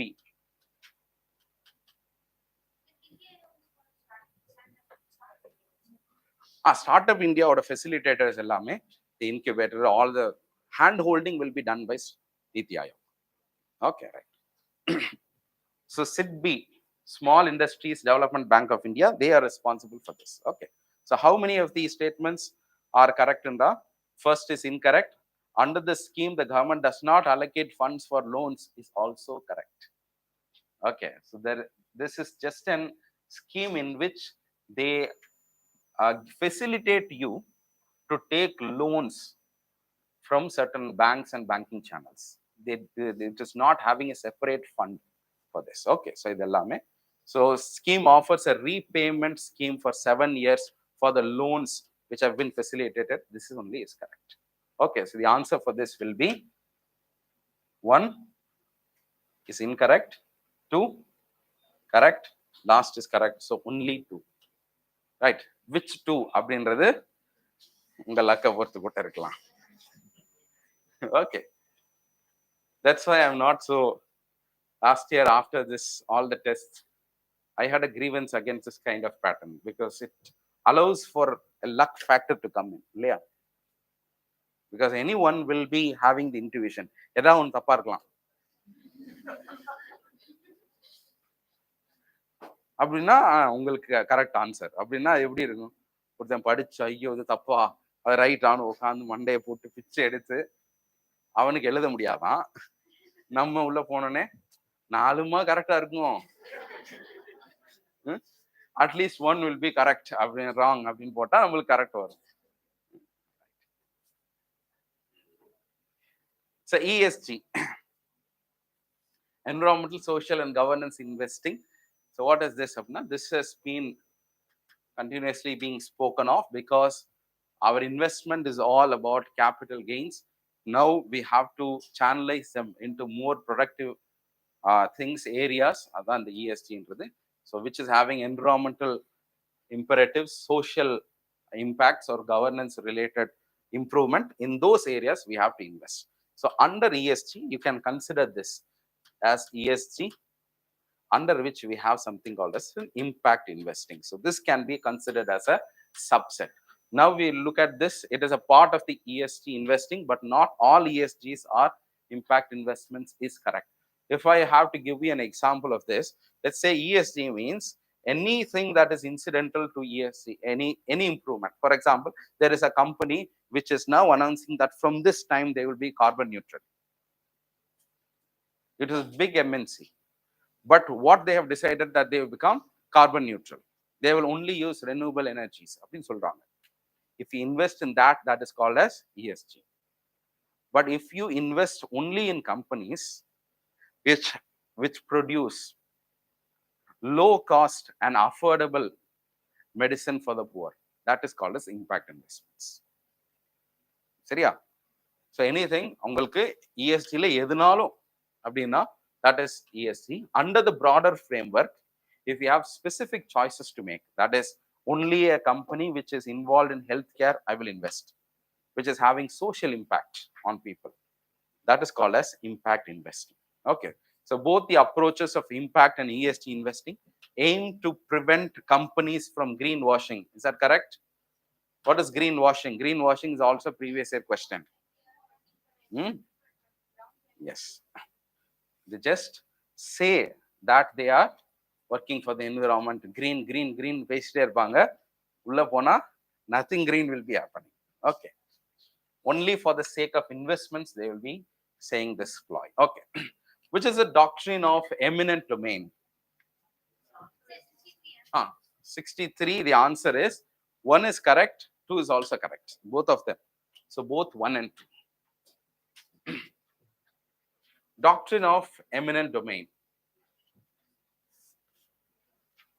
It helps the injured parties. Say, a doctrine of eminent domain, this is a doctrine which allows the government to take any property, to acquire property for developmental purpose. Okay, so that is an important doctrine. So 1, the answer will be C. Right. So this doctrine, it helps the injured parties have to recover the damages. This is the doctrine of promissory estoppel.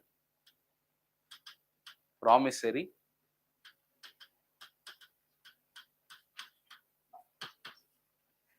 okay, so promissory estoppel. Right. It prevents the union and state legislature from encroaching. Union should stick to its list, state to its list. Doctrine of pith and substance.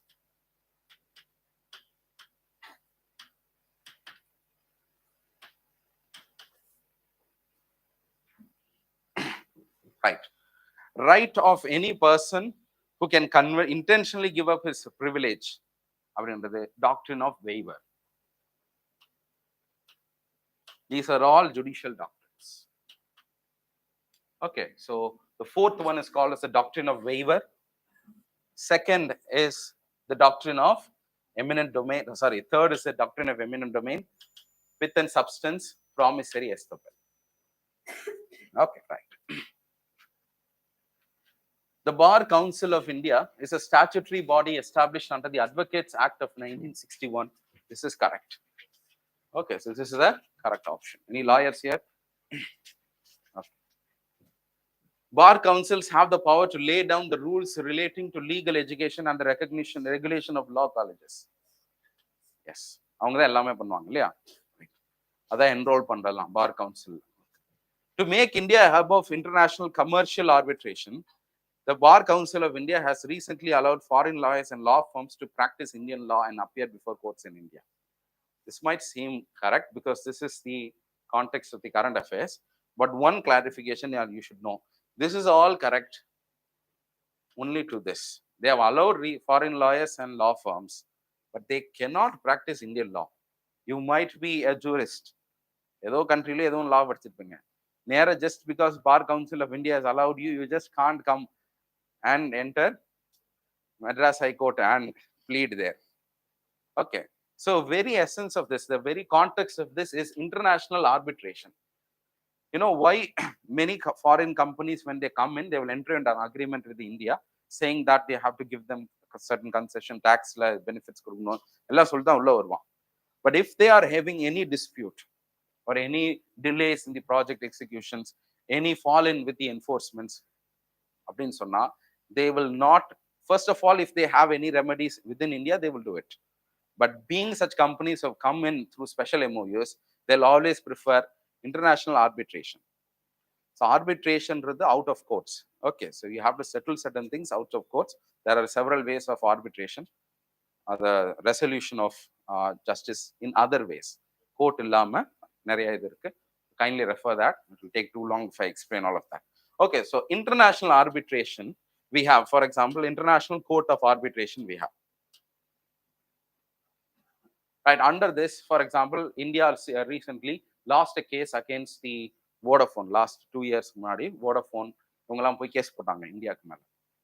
That India tax, retrospective tax, it has hurt their business. They put a case and they won.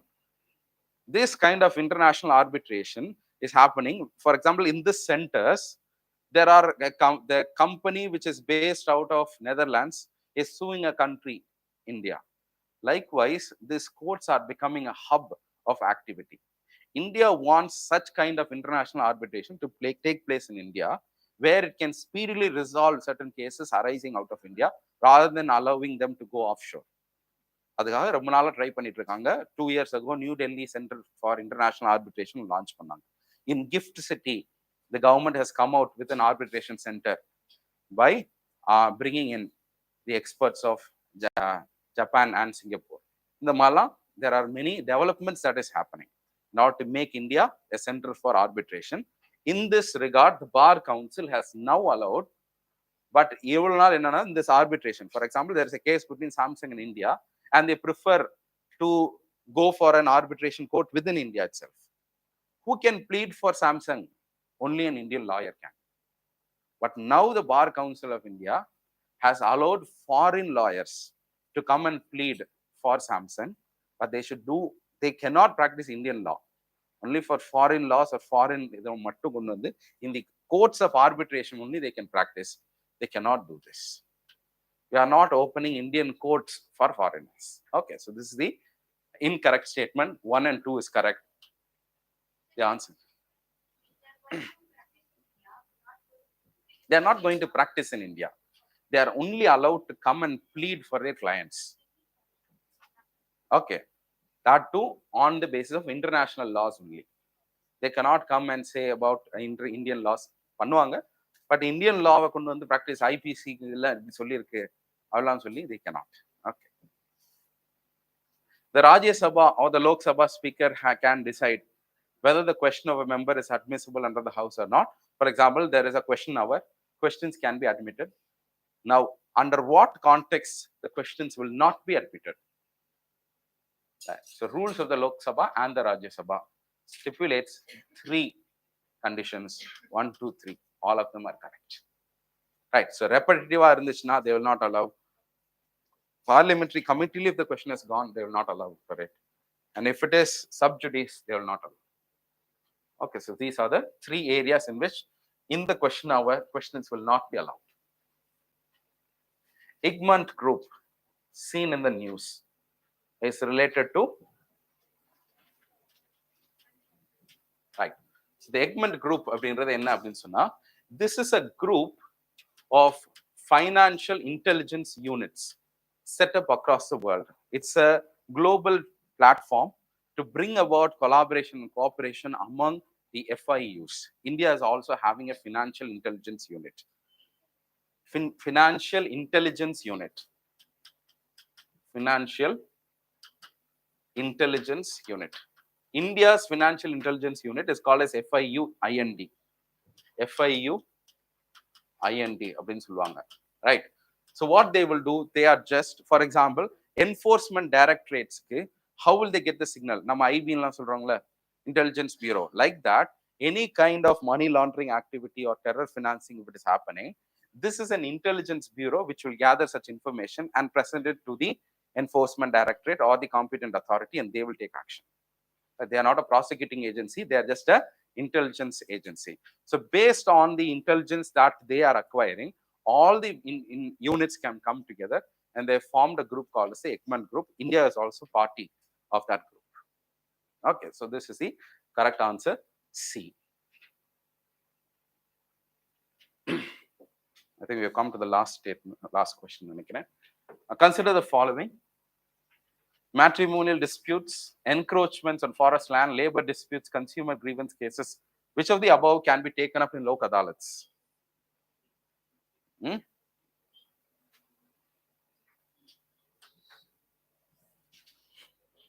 Right. So Lok Adalats, what all are permissible? All of them. Even forest land, encroachment, anyone can put a case and it can be resolved in the Lok Adalats also. Okay. Criminal cases, can they be brought under Lok Adalats? Theft, can it be resolved? Right. The small cases, technically saying, compoundable crimes, compoundable offenses can be taken up in the Lok Adalats. What is the difference between a compoundable and non-compoundable? Sudarshan. Pardon? For example, see, theft is also a, let's say, theft is a compoundable offense. It has been defined. It is a crime under the IPC. Compoundable, it can be compromised. You can settle it outside the court. You can also ask, for example, even adichtan, okay, publicly he hit me. There is a case. Yeah, and FIR, everything is filed. And now you go and say, no, we have become friends. Case of wapas vaangringa. That you can do, right, for this kind of things. Okay. Defamation. First, you will put a case, and then they will join the same party, and they will withdraw the case. These are all compoundable offenses. But if there is a murder, if there is a rape, there should be no compromise. The victim cannot come and say, I forgive him, please. Okay, so compoundable, it's a crime against the state. The state will take action. So non-compoundable offenses cannot be taken here. Only compoundable offenses can be taken under the Lok Adalats. Okay. Ama. Of course, in all of this, there are limits. Okay. Whether these matters can be taken up or not. Thank you. Okay. So I think that's up. Right. Is there any questions that we have left? Okay. Right. So how was the test? No comments, huh? Okay. So keep improving. It's not an issue if you are getting low marks. Just keep improving. Constant work pannunga. Slowly you will improve. Okay. So let some 2 or 3 tests go. Then we will try to individually assess you. Enga unga strengths enna, weakness enna nu solli paakalam. So the toughness also we are planning to increase on the next level. Ide tough irukka? Okay. Thank you. Thank you.